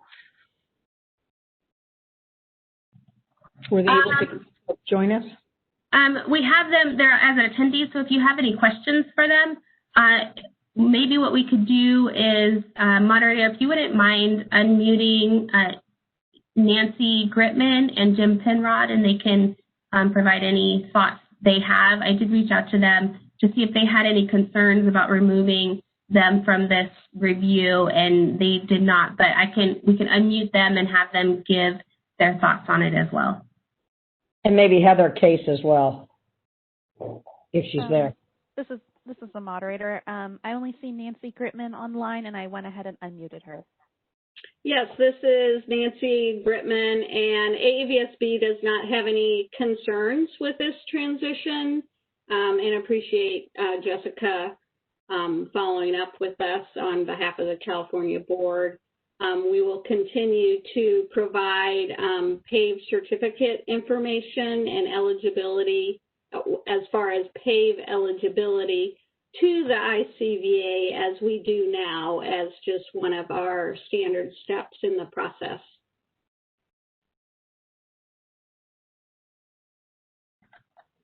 And it looks like Heather Case is one of the people who was having trouble logging back in. But I know that if you guys do have any questions for her, I can reach out to her. But she did not have any concerns either. She actually thought that it would be faster for the applicants in order to get them eligible for the examination, and they might be able to take the examination quicker. Great. I don't see any other board members that have any questions or concerns. I think at this point we might be asking for a motion to move forward with this. I can make it if you want. So I'd like to entertain a motion to repeal, I guess it's CCR section 2010.1, Tara, if that's right, and direct the repeal, yeah, I guess that's it, the regulation, and direct the executive officer to take all steps necessary to initiate the rulemaking process. Do I need to continue reading? Authorize the executive officer to make any technical or non-substantive changes to the rulemaking package. Notice the proposed 45-day text for a 45-day comment period, and if no adverse comments are received during the 45-day comment period and no hearing is requested, adopt the proposed regulatory changes as modified. Thank you. Do we hear a second?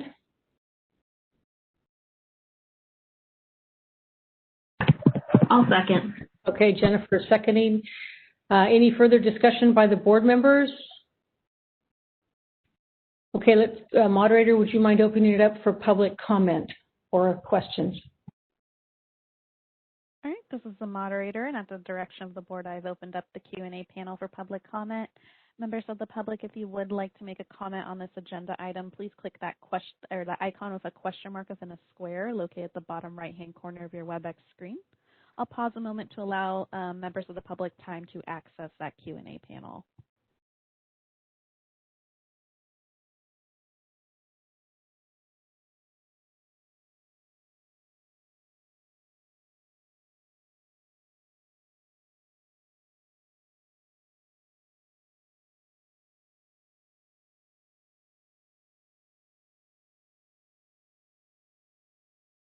All right, this is the moderator. It looks like at this time there are no requests for public comment. Would you like me to close that Q&A panel? Yes, please. Okay, the Q&A panel is now closed.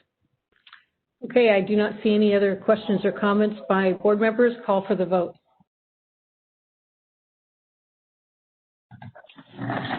Ms. Bradbury? Yes. Ms. Bowler? Aye. Sorry. Ms. Laredo? Yes. Dr. Nunez? Yes. Ms. Prado? Yes. Dr. Solocito? Yes. Ms. Yanis is absent. Dr. Noland? Yes. Motion carries. Okay, thank you. So unless I have any further direction, we'll go back up to agenda item number 8,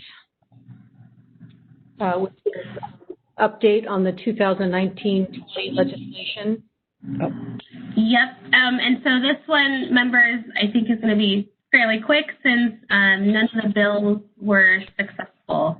And so if you have any questions, I'm happy to answer them, but otherwise I provided all the information in the board memo.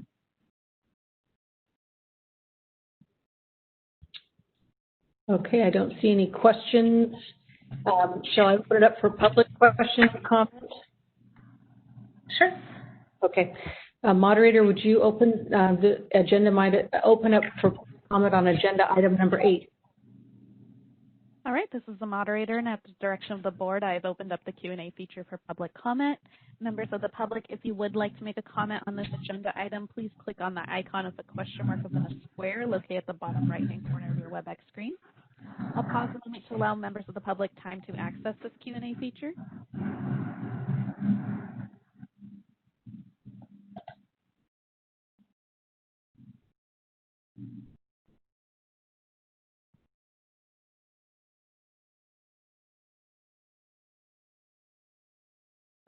All right, this is the moderator. It looks like at this time there are no requests for public comment. Would you like me to close that Q&A feature? Yes, thank you. All right, the Q&A feature is now closed. Okay, we'll go ahead now and move on to agenda item number 9, which is update, discussion, and possible action on proposed regulations. We'll start with item number A. I'll turn it over to Jessica.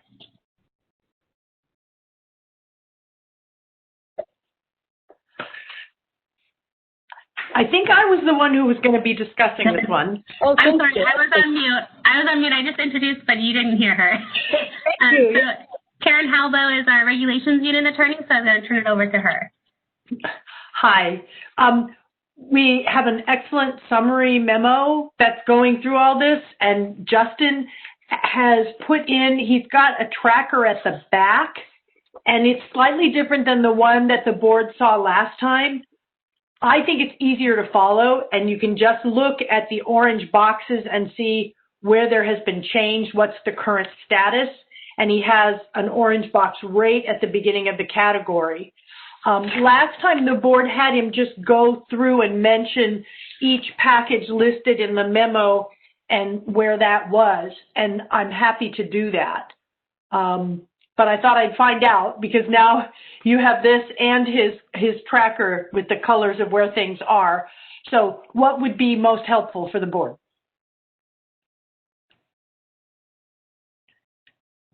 I actually find it helpful to quickly go through each one. I hope that would be, is that okay with the rest of the board members? It just reminds us of what we have pending. Moderator, would you mind providing presenter rules so I can share it on the screen for everybody as well? Sure, give me one moment. I'll transfer that over to you.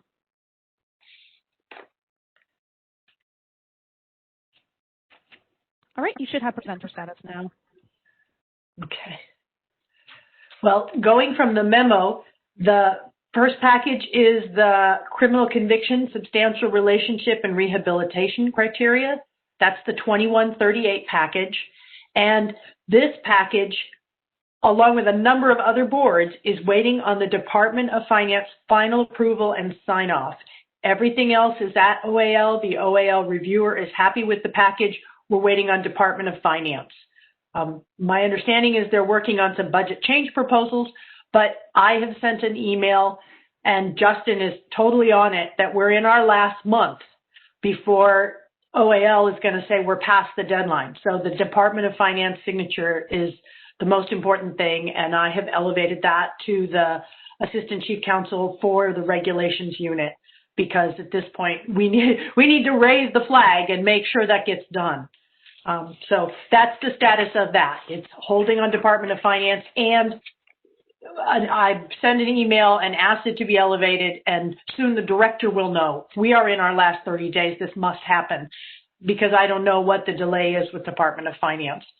The next one is the fee schedule certificate of compliance, and that is in its comment period right now. That comment period will close on November 9th, and there's a hearing scheduled for November 10th. And with that, Justin is already getting in comments and having them characterized so that it'll be easy to discuss the comments come the next board meeting. We spoke with OAL, and they strongly recommended that the board do a readoption of the emergency regulations. And we don't want to confuse the public and put those two things out at the same time. And so that is going to be happening, another emergency readoption, but closer to the close of the comment period on the fee certificate package. So the readoption is important so that the fees stay in effect, so that the board can continue to be assessing these fees. And the whole thing becomes permanent once the cert package makes it through. The board will have to meet and discuss responses to the comments that come in on the cert package, both up through the comment period and at the hearing on November 10th. So that's where that stands. On the next one, for animal physical rehab, there was a hearing on August 13th, and there are comments for the board to consider. We have some separate items called out on the agenda, and I'm not sure if this one is being called out separately or as a part of this. So Karen, can I ask you a question? Did we go past the disciplinary guidelines? In our chart there, it looks like disciplinary guidelines and RVT education are next. Yeah, I believe those are things that we're needing a board input on and are listed separately. Let me check on the... Hello, Jessica. I believe Karen is following the sequence in the cover memo, just FYI. Yep, I'm sorry. I will scroll up to that. Okay. Oh, thank you, Justin. There we go. That will help. We'll be on the same page. Okay. Yeah.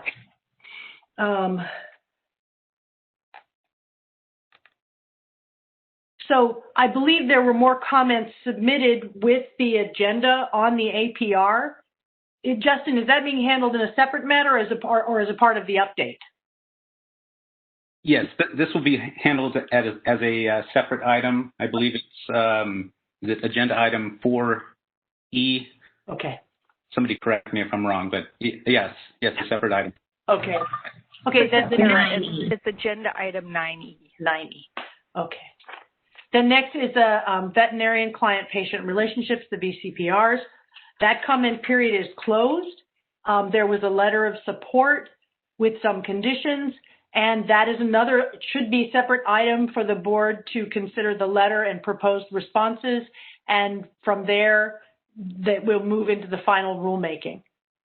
The RVT job tasks, there was a modification to the text, and staff is putting together the final rulemaking package, and once it's approved, it goes to OAL, and that rulemaking should get wrapped up, hopefully, within now and the next board meeting. For RVT emergency animal care, again, the public comment period closed, and there's a comment to be considered, so that's another agenda item. And after that, staff will prepare the final documents, and we'll get it into OAL and get that going. The next listed in the memo is the duties of a supervising veterinarian, and we heard this morning that the MDC recommended that that language be withdrawn. So it's my understanding that the board is recommending that the rulemaking package be withdrawn.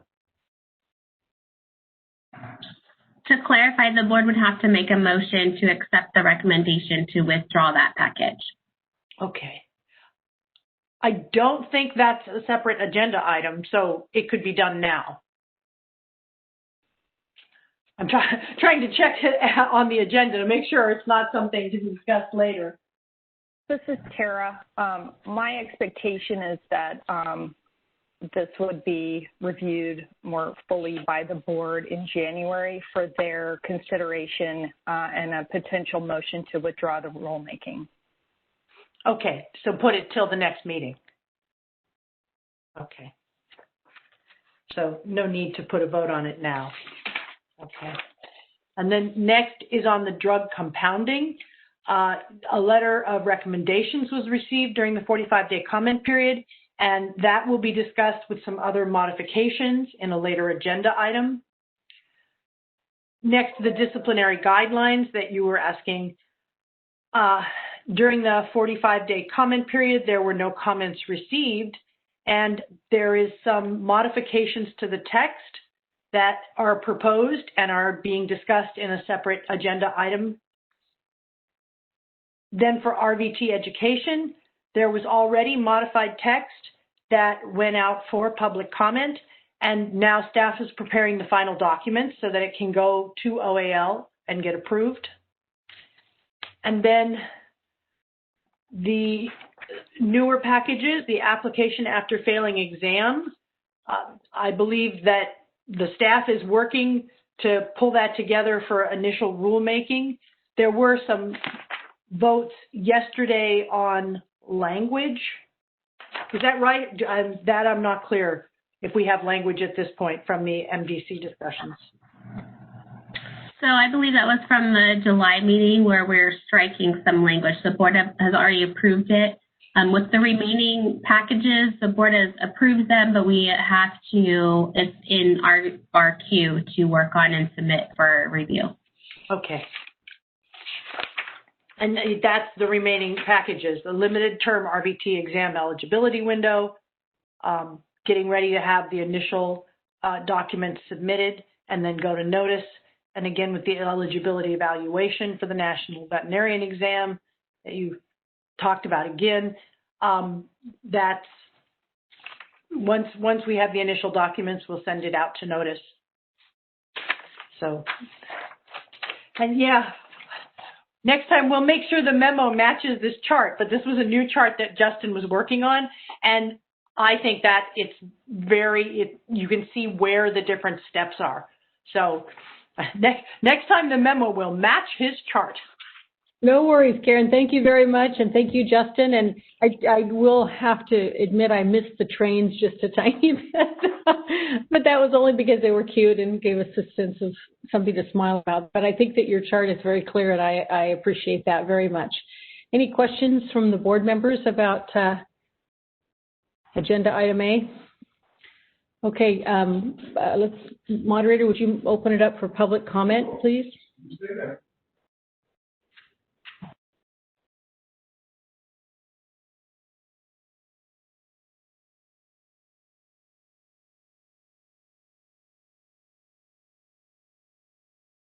Did we lose our moderator? I apologize. I was stating my whole thing on mute. We missed it. Okay. Members of the public, at the direction of the board, I have opened up the Q&A feature for public comment. Members of the public, if you would like to make a comment, please click on an icon with a question mark within a square located at the bottom of your WebEx screen. We'll go ahead and share instructions on the screen for your reference in just a moment. I'm going to borrow the presenter role just real quick so I can show that public comment slide. All right, and then I'll give presenter role back to you, Jessica.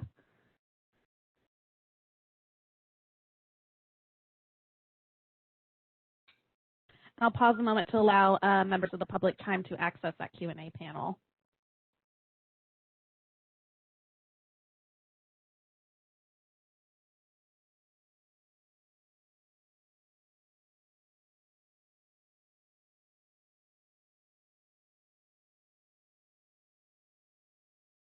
All right, this is the moderator again. It looks like at this time there are no requests for public comment. Would you like me to close the Q&A panel?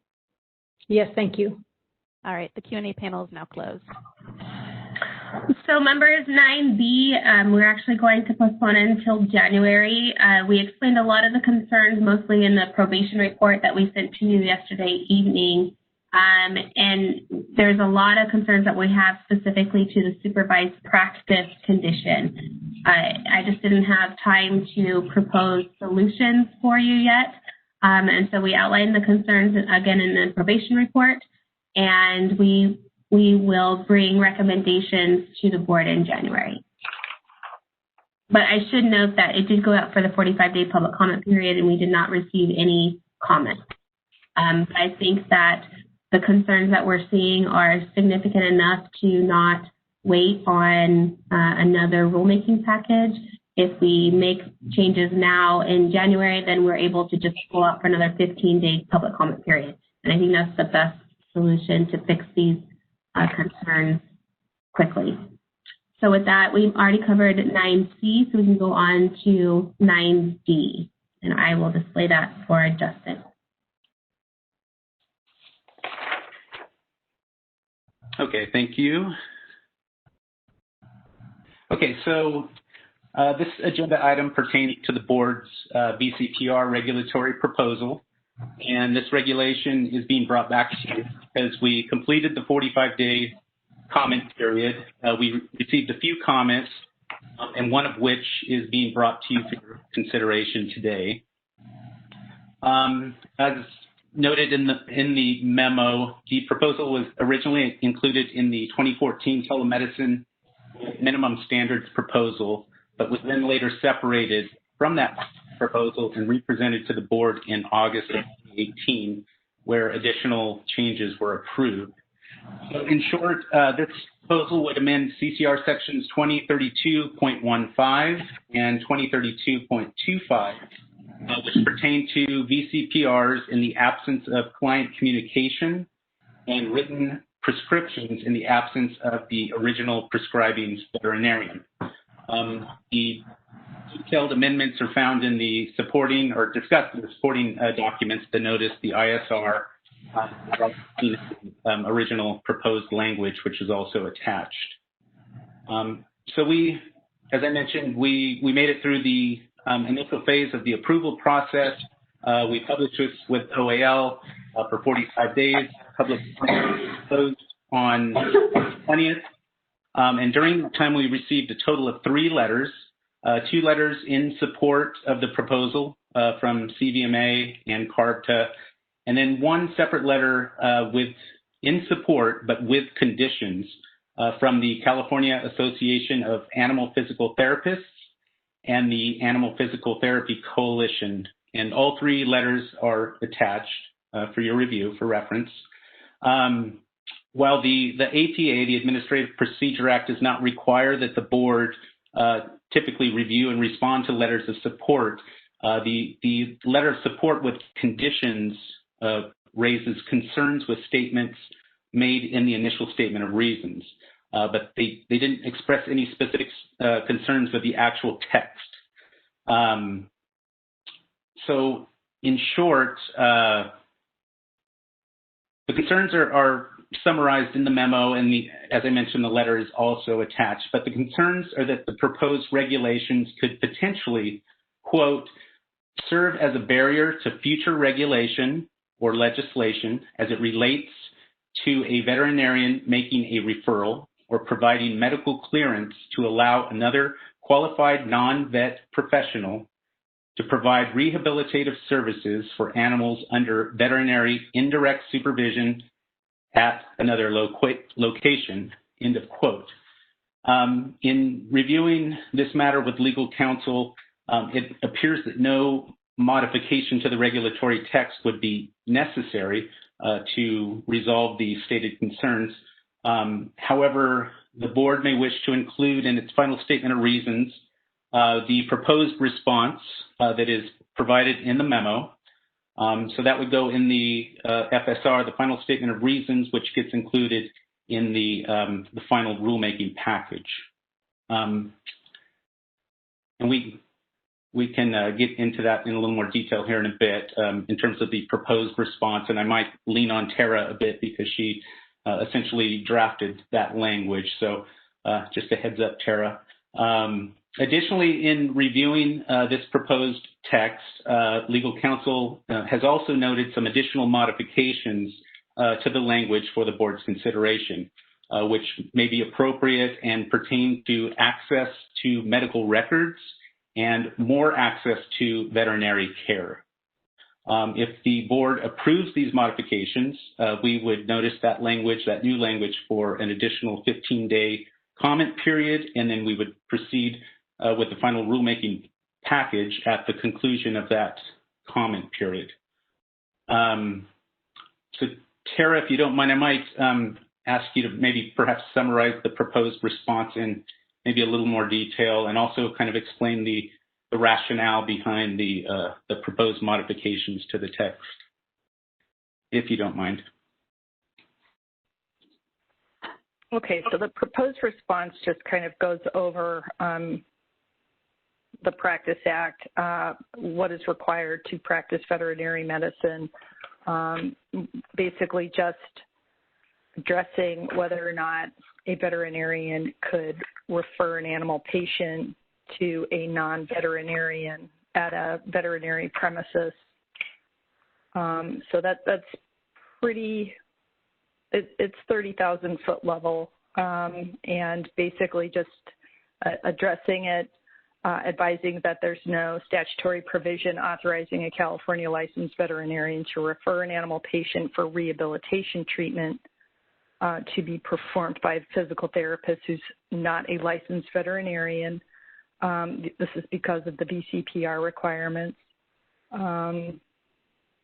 But, you know, there is a caveat here that if ultimately the California state legislature enacts legislation that may conflict with the VCPR or the 2032.1 or the two regulations moving in this rulemaking package, the board could at that point address those issues, but the statutes itself themselves would control. So at this time, there's nothing to be done to address the concerns that were raised. I do think it's a good idea to include a response in the FSR with the support letter with the concerns raised. That way we have a complete package moving forward. Importantly, though, it looks like the regulatory text could use some revision.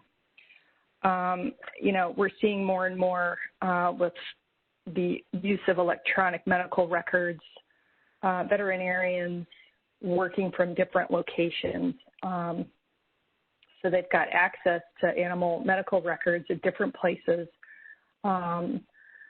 And potentially, this rulemaking makes it a bit more confusing whether or not a secondary veterinarian at one location who has access to electronic medical records of an originating veterinarian could refill a prescription on behalf of the client, or if, you know, do they have to be at the same location where the medical records are kept? Now that we've got electronic medical records, what does that mean? Is that just access, or is some kind of physical location? So it's kind of come up in informal conversation. I think the board needs to take a look at this language and figure out if you think that modification needs to be made. Importantly, I think we're seeing, especially with like the wildfires, when a client is in an affected area and they've just lost their home with all of their pets' medication, if they could call in to a different location and speak to a secondary veterinarian who has access to those electronic medical records, I think that's absolutely beneficial to the client and the animal patient. So, you know, that's just one example of how a modification to the rulemaking would be beneficial for consumer protection. just by kind of removing some otherwise unclear language given the access to electronic medical records.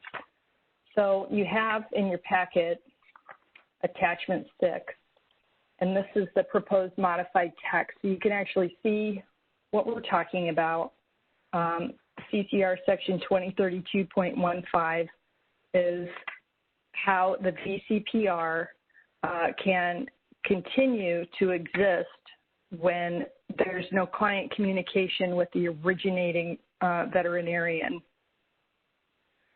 And under subsection A1, that VCR can continue to exist if the VCPR was established with an original veterinarian and another designated veterinarian serves at the same location where the medical records are kept. That language would be added by this proposal. And at this point, we're seeing that perhaps that's actually not going to be very effective or helpful. Initially it was trying to close gaps with telemedicine and make sure that people completely off-site, couldn't just start receiving phone calls from clients and they'd never seen the animal or didn't have access to the medical records. But I think that returning the language by removing this provision, you would just be returning it to existing law. I think that's actually more helpful than trying to close a gap in a way that potentially creates more problems. So then the second proposed modification is for section 2032.25. This is for written prescriptions in absence of originally prescribing veterinarian. And this is that situation I just described with a wildfire victim trying to get their animals' medications refilled. And it's not limited to emergencies such as that per se. But, when a client needs to refill the animal's prescription and the original examining veterinarian who established that VCPR is unavailable, they need to be able to call in to the office and get a refill. And under current law, they can do that. The rulemaking would provide multiple clarifications on how that's best performed. But again, with the advent of more and more electronic medical records, provision subsection B2 potentially creates this weird scenario where the original prescribing veterinarian is unavailable to authorize the refill, and the veterinarian who is authorizing the refill was working at the same practice as the original prescribing veterinarian. Is that necessary? Are we actually protecting the animal patient when there's another practice and potentially it's an originating veterinarian who, great, I just forgot the word for veterinarians who travel from one practice to another. Christina? Relief vets, yeah, thanks. Relief vets. So they've established the VCPR at one location, they're at another location, but the client returns to the first location and there's a different veterinarian who's there, who can refill that prescription because they can quickly review the animal's medical records that are already at that location. Or if they're located at a separate location that is associated with the original location, they have access to the medical records. So they could very easily review the medical records and refill the prescription because of electronic medical records. So I'm proposing to delete "and the veterinarian authorizing the refill was working in the same practice as the original prescribing veterinarian." That language is not in current law. There are other provisions in this existing law, but also clarifying revisions that serve to provide sufficient consumer protection. So I think that it would be appropriate to delete that provision. Does anyone have any questions?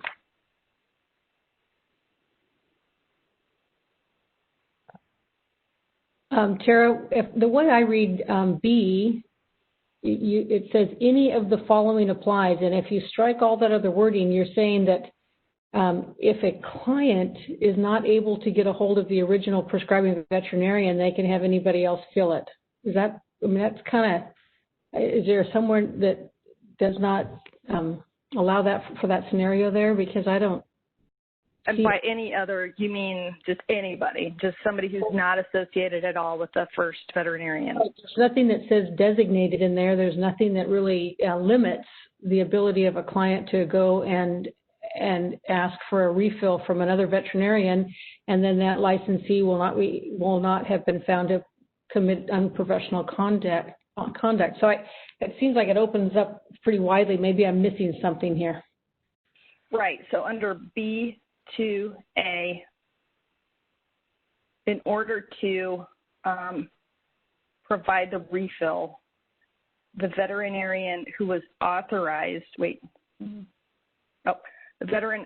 veterinarian, so the designated veterinarian who's authorizing the refill has to be in possession of and have reviewed the animal patient's medical records. That's consistent with the other regulation, which requires a familiarity with this particular patient's diagnosis through the medical record, such that there's more of a safety factor in continuing the prescription. But also, I found it in here.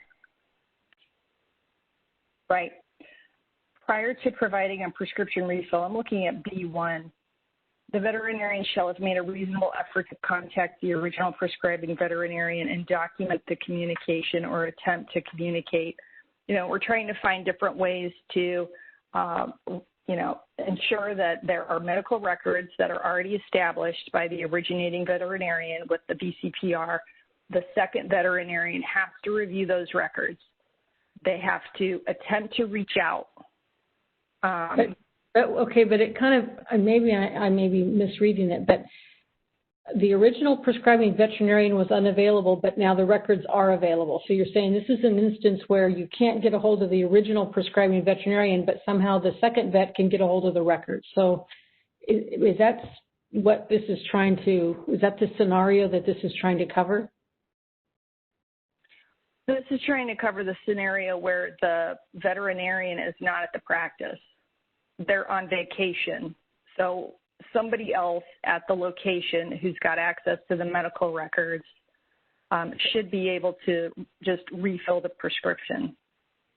But we can't say at the same practice because there may be an instance where this veterinarian will be at a different location but have access to the medical records. Right. Okay. Just I'm trying to understand it. It's not a really clearly understandable. Yeah. So recently I was approached by a veterinarian who owns multiple locations, and that was the question. If there is a location affiliated with the same owner who established the VCPR, and the animal and client is closer to the second location, and they've got these electronic medical records, is that okay? Can they go ahead and utilize this regulation to refill a prescription if that original vet is not specifically at the location and taking the phone call? Yeah, thank you. I think I get it. I just wanted to make sure I was understanding it. Christina? So I can see what you're saying, Tara, for sure, but I think what I could see is becoming a little bit of a concern is that a client could request, if they knew that this was possible, and not that, these are all the what ifs, the one-offs, but request their medical records each time they go to a vet and have their medical records on hand, and then, basically go, anywhere, and just, if the vet had the medical records, doesn't have to be associated with them, doesn't have to know, ever see the animal. They could just, transmit those electronically to the client could to said veterinarian. And basically that is then the VCPR has been established because it's a medical record and it's been looked at by another vet. And I guess you could end up with sort of people, that's all they do is prescribe medications. A lot of, that can be lucrative if people are willing to do that now. And I don't know that it would be like a loophole where we may not have any recourse because them never even seeing an animal, but reading medical records and prescribing medications could be seen as there's nothing wrong with that because of the way this would be worded. So I guess that would be my concern. Okay, so I appreciate that. And I think that as far as the first regulation, 2032.15, that specifically, it's like Dr. Nolan mentioned, this includes qualifying word that it's a designated veterinarian. So, it's not just your vet shopping and you've got your own medical records and you're just walking around. This one is, there's a designated veterinarian from the original veterinarian who's handling everything. So that one feels safe enough. This second one, 2032.25, you can see with the clarifying revisions from the original rulemaking, this is really aimed at emergencies. In B1, it is on an emergency basis for a traveling patient, only as necessary to maintain the health of the animal patient. That's number one. That one's not being touched with this modified text. The second one is the original prescribing vet was unavailable to authorize the refill. The vet who authorized the refill was in possession of and had reviewed the animal patient's medical records. I wonder if there's some way to clarify was in possession of. Perhaps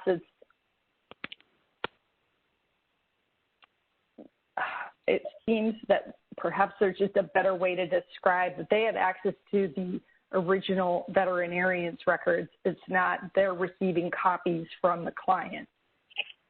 Right. Yeah, because it has access to the original. Still, it would be sort of, I don't know, there's still a loophole, but yeah, that I know. I think the intent that you're saying is correct, and I do see that, like, when there's a group of hospitals that are all affiliated with one another, and sometimes the doctors work at the various hospitals, you do want those clients to be able to, if they were in Manteca, but they originally went to Modesto, they want to be able to just go around the corner to the same group of people and get the medication. So the medical records affiliated with, I don't know, the original doctor's place of employment or something. Right. I'm looking at in B2A, changing it from the veterinarian who authorized the refill was, and adding was in possession of the medical records maintained by the original prescribing veterinarian. I mean, it's still a little loose, but I think we could describe in the FSR, the intent is that there's access. Well, and here's the other thing. You guys know that a client is authorized to receive certain medical records, and they may or may not receive all of the records because by regulation, their veterinarian only has to release a certain amount. So perhaps leaving it generally open, but requiring access to the original prescribing veterinarian's medical records, that means all, not just, potential copies of summaries of what the client is walking around with. We say complete medical record? Or full medical record, yeah. Well, you guys tell me, is that enough? Is that too difficult a requirement? If, for some reason the 2013 medical records aren't available because they're in paper form, but 2015 through 2020 are in electronic form, does the client have some way to file a complaint against the secondary veterinarian because logistically they didn't have access to the 2013 records? I mean, ultimately, I think we're trying to get at emergency situations or situations where the animal needs a refill and that originating veterinarian is not present. As long as they are familiar with the current condition of the animal, they should be able to utilize that BCPR to provide treatment to the animal. I can share with you how it's getting really relevant. VCA has recently implemented what they're calling global medical records. So if I see a client who happens to have moved to Los Angeles from Chicago, but they went to a VCA hospital, which is the click of a button, I have access to all of the medical records. And so I'll use the medical records from the Chicago hospital to update the vaccine dates, fill in current medication, and so forth. And begs the question, the veterinarian in Chicago that established a BCPR with this client, now the VCA has global medical records. Does that mean that every single veterinarian who works in any VCA hospital now has a BCPR with this client? Well, I think they would still be limited. I think they'd still be limited to the statute that requires you to have California veterinarian licensure in order to practice veterinary medicine on California animals, right? So, well, that's interesting. It is. I mean, we don't have, any kind of interstate agreement or compact with respect to how to resolve those issues where animals are moving or they're, on vacation and you're, perhaps that gets back to the whole telemedicine issue as well. I think it's another question and potentially another issue that may need to be resolved. But, can I make a suggestion? Yep. Yeah. So we could add the wording, the original prescribing veterinarian was licensed in California and unavailable to authorize the refill, to at least have it be, limit the global thing and make sure that the original prescription was in, the condition was being treated in California. Otherwise, you just have to come in and see somebody in California. But the other thought I had was when we're talking about availability of the records, yes, I do think that we would run into some issues where if we said the full medical record as a way of trying to make sure it was from the said, group of hospitals or whatever, maybe instead of I think it would lead to the potential that the veterinarian refilling the prescription perhaps didn't read the 20 years of records, you know, that they couldn't access. But maybe if we had some wording in there that was the full medical records specific to the current condition or the recent prescription or something like that. Okay, so I don't have any quick fixes with all of this. Jessica, I'm wondering if, you know, and Karen, you might be part of this conversation as well. I'm not sure on timing on this one. I know we're through the 45-day public comment period, but I don't know. I suppose with all of the executive orders extending OAL deadlines, we'd probably be okay time-wise if I pulled this back, took another look at better clarifying the issues we've discussed today, just to make sure that we've got the appropriate belts and suspenders for this scenario. Would that be okay? I think it would. I think we would have enough time, especially with all the extensions that are happening. Karen, do you think otherwise? No, I think there is enough time.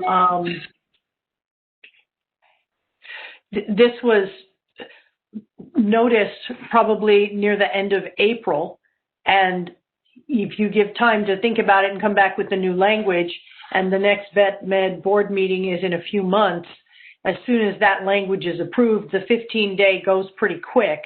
And the only question is there language that gets a lot of public comment that needs to be responded to before it's submitted in? And yeah, the extension is for things published during this time. So I think that's good enough. The other thing is, I'm presuming, and I don't want to step on any toes, but I'm presuming you're not planning on meeting 8 times in 2021. But if you did, this would then definitely allow you to resolve this issue and get it to OAL with enough time. Yeah. Just to clarify, it was noticed on June 5th. June 5th. So that's a good long stretch of time to get the modified text basically aired out with the public and the board time to review if there's a comment. Frequently, there's not comments on modified text, but you have to build in for that or plan for that. Well, I guess my question then, if we bring this back in January, do you guys foresee a problem with the traveling animal in California? Yeah, I thought that the wording on this was supposed to handle what we would consider emergencies, and I think a traveling animal can be an urgent situation. So I guess in my mind, the idea is to clarify this so that it really deals with consumer protection and animal welfare for the emergency / traveling animal situation, or the inability to find, the original vet. I guess I would really like to see it stick to that scenario. Christina. Sorry to keep dragging these things on.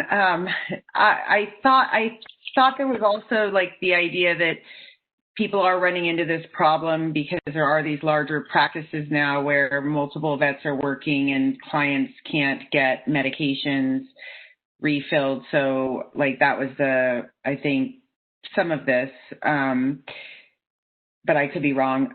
The other thing I just wanted to say is that in this too, I can't scroll up or down, I'm sorry, but where the part where it says the original prescribing veterinarian was unavailable to authorize the refill, and then it says and the veterinarian, et cetera, is that stricken. It doesn't say the same hospital, it says the same practice, and if it's the same group of practices, could it say the same practice or practice group as the original prescribing veterinarian and sort of, resolve that problem and then have some wording in there that the original veterinarian isn't a California veterinarian? So, Jessica, when you guys are enforcing against a premises versus a practice, I mean, it seems to me like the language using in the same practice potentially is broad enough that that will cover multiple premises locations, but they're not named necessarily the same name, and they all have separate premises registration numbers. Do you think that you would run into an enforcement problem with using the term practice? I mean, potentially, because I think we've had this conversation quite a bit, the difference between a practice versus the premises location. I don't know. I think it could be argued either way. But I think if it's clear in the FSR what the intent is with that, then we can best serve as guidance to the enforcement team as well. So, I seem to remember when this was originally talked about, it was brought up by a lot of the veterinarians that worked close to Disneyland, because there was always lots of pets that had come to California to go to Disneyland, and some of them ran out of their phenobarbital to control their seizures. They walked into a local hospital to get a refill of phenobarbital, and so the veterinarian was being asked to prescribe a medicine on a diagnosis that he or she didn't make. And the language would authorize them to refill the medicine as long as they got copies of the records with the proper diagnosis and treatment from another veterinarian. That was the intention of the original language. So I appreciate Mark's comment, and I would have thought that the B that's on the screen right now in the veterinarian's professional judgment, failure to refill the prescription might have interrupted the animal patient's ongoing care and might have had an adverse effect. It seems like that would cover that scenario that Mark just brought up.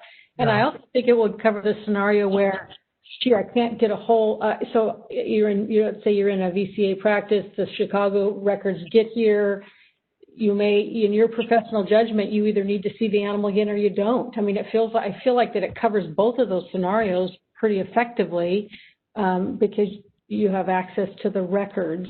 And so maybe are we making it too complicated here? I mean, I don't know. Just a thought. Yeah, I'm wondering after this conversation, just maintaining the language for this section only as is. So instead of striking and the veterinarian authorizing the refill was working in the same practice as the original prescribing veterinarian, we just leave that in. Because ultimately, my concern was the medical records and the electronic nature of them. And I think that as long as we're taking it out for 2032.15, that is more specific to at the same location where the medical records are kept, if we just make that one change, then I think we could leave 2032.25 alone and just move forward with the original proposal that, has already been deliberated on for quite a while. And, I'm very wary of making changes, late in the game like this. So perhaps we could just leave that one and go ahead and modify the text for 2032.15. What do you think that would be appropriate? Are you asking me or someone else?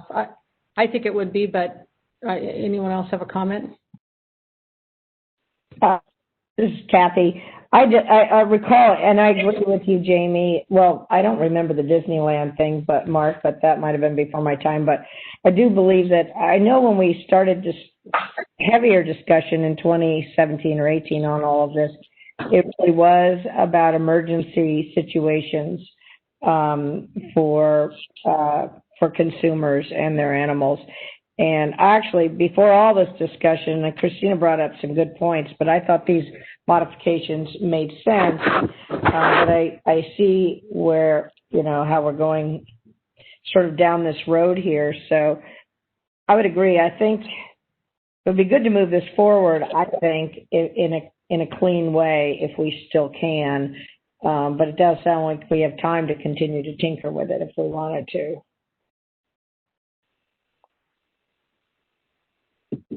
things change so much too, because, you know, all of my clients have their medical records on their phone. If they download the app, and if they do a refill, they just kind of push the button and the refill gets authorized and mailed off to them. So giving them a point with That's true. I have all mine on my phone too, so you're right. Can you guys pull down the screen to the first part that Tara was saying we change, and then, yeah, okay, I like that. Yeah, I'm in support of what Tara said. I'm not going to try and repeat exactly. Okay, I mean, I'm really in favor of more of this slight tweak, which is 2032.15 A1, strike at the same location where the medical records are kept.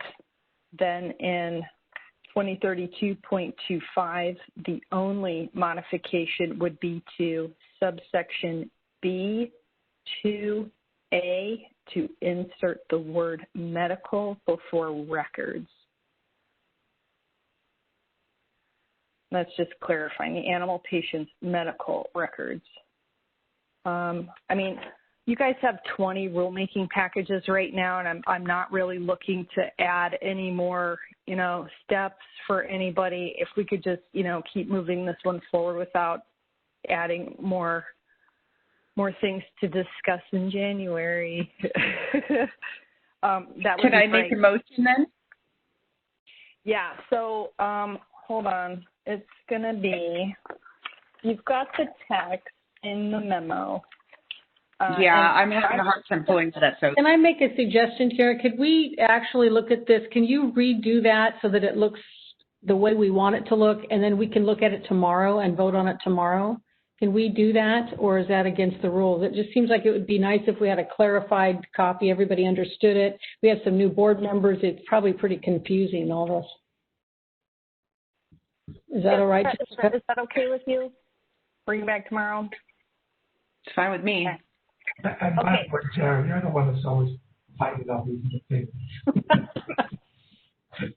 And Amy, on the, before we leave this one, I don't know if it's appropriate to, because I would feel comfortable approving the proposed response to the one comment letter, in addition to whatever, when Tara brings back the revised actual proposed regs.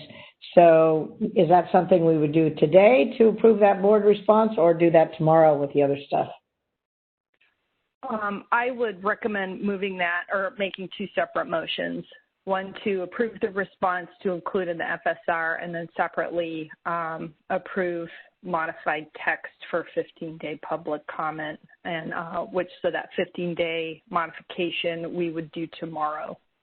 But you could go ahead and move the response today.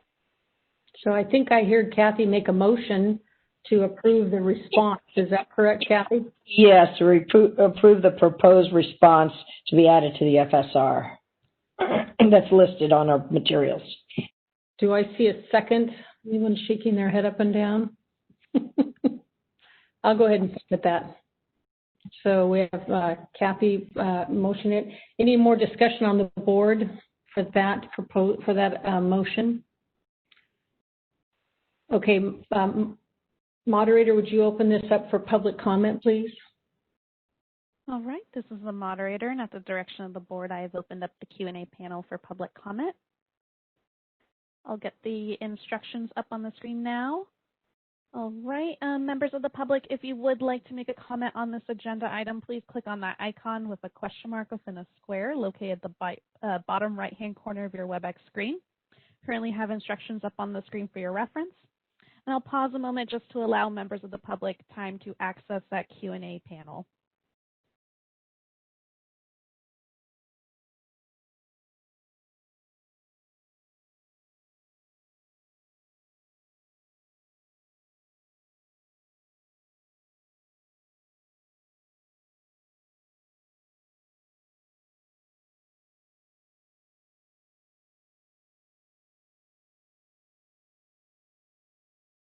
All right, looks like we have one individual who has requested public comment. Individual identified as Dick Sullivan.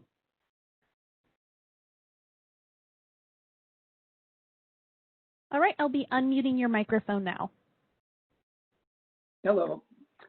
We have worked on this for many years, and I'm unclear as to what Tara's last recommendation. The section 2032.15, if I remember correctly, is to address emergency clinics when a doctor comes in on a next shift and assumes a case that the previous doctor had set up the VCPR. The new doctor is now allowed to maintain that VCPR as long as he doesn't change or she doesn't change the diagnosis or the treatment. So this is, I am pretty sure this was the intent of 2032.15. It would have to be in the same location where the medical records are kept. I think that's a bit redundant, but it is in that situation. I mean, it's one veterinarian taking over the case of another person. It could be a day practice, or it could be, it was originally intended to handle emergency clinic where there are different shifts. So did I understand from Tara that we're removing that part that's underlined?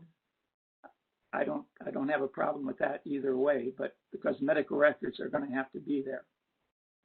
When we go down to 2032.25, the intent there, if I remember correctly, was that the medical records had to be at that premises so that even with electronic medical records, they couldn't be transferred to another clinic, no matter who owned them. For example, why couldn't the client ask for the medical records to be transferred to a different premises, a different client, a different owner, and then have the medication refilled? That's what we were trying to avoid by saying they can be refilled by a veterinarian on the premises where the medical records are kept. It had nothing to do with digital or non-digital. It had to do with kind of closing what I thought was a potential loophole in light of the digital medical records. So I may be off on my interpretation. It's been a few years, but that's how I remember these, and that's why in the second section we are talking in 2032.25. We are talking about emergencies of people that are traveling and forget the medication or run out or whatever, and that's the importance of the item B. We're able to refill that prescription for X number of days until the client can get back home. So I'm trying to read this quickly to make sure I'm not missing anything, but I think those were the main two different scenarios that we were trying to address. Dr. Sullivan, if I may ask a question. I mean, I guess I'm looking at 2032.15, and it seems unclear to me that it's just an emergency scenario. I see that it's titled the VCPR in absence of client communication. And to me, that's an absence of client communication with the originating veterinarian. Are you saying that the intent was an absence of communication with the secondary designated vet? I don't think we have control over the title. Well, we do. But we title it. We don't have control over statutory titles. No, but to give an example was that, say a pet comes into an emergency room at 8 p.m. and establishes a VCPR with that doctor with a diagnosis of ketoacidosis or whatever, and gets hospitalized. At 3 a.m., another doctor comes in to take over the case. That doctor doesn't necessarily have to call the owner at 3 o'clock in the morning and establish a new VCPR with that owner, because it's already, I think that's the lack of communication that is being referred to, not to the doctor, but to the new doctor. Doesn't have to establish a communication with the client they can continue on with the treatment. Unless he changes the diagnosis or the treatment, then he has to have a communication with the client.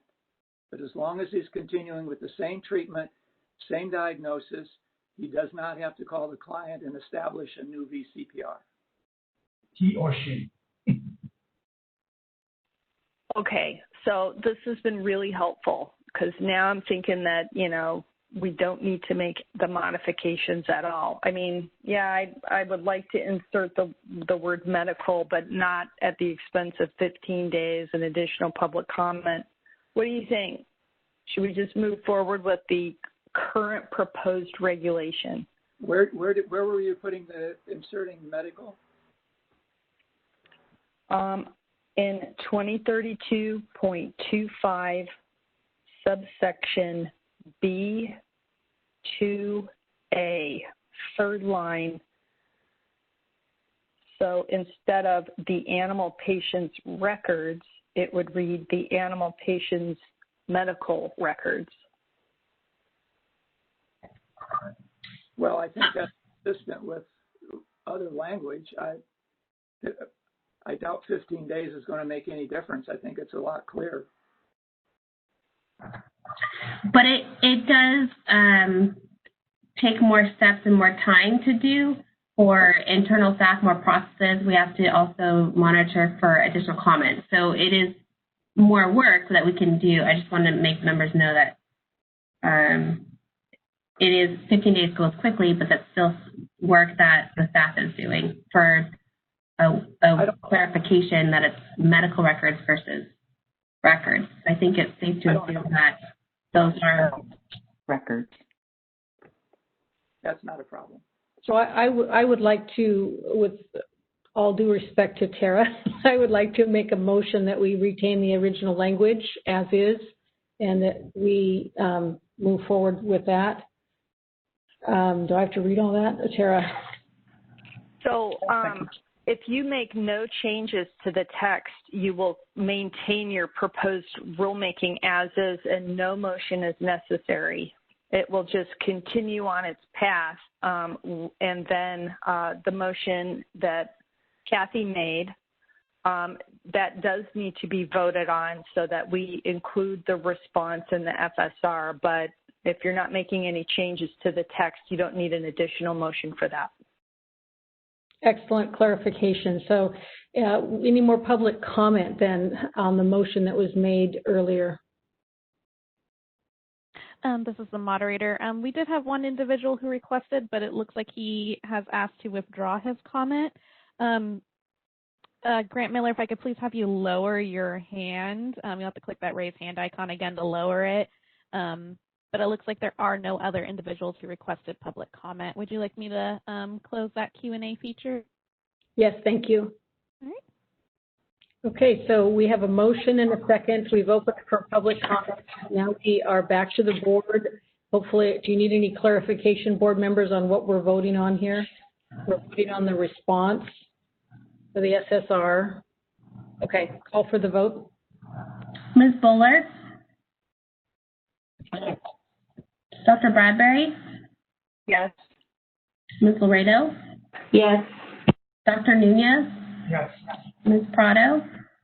Yes. Dr. Solocito? Yes.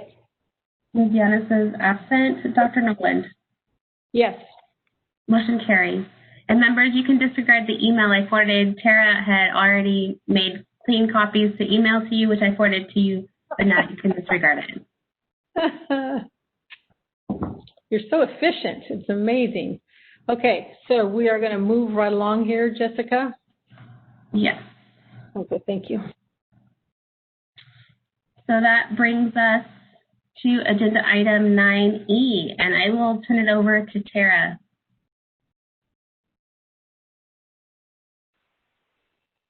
Does anyone need a break? I'm just saying this is going to take a minute.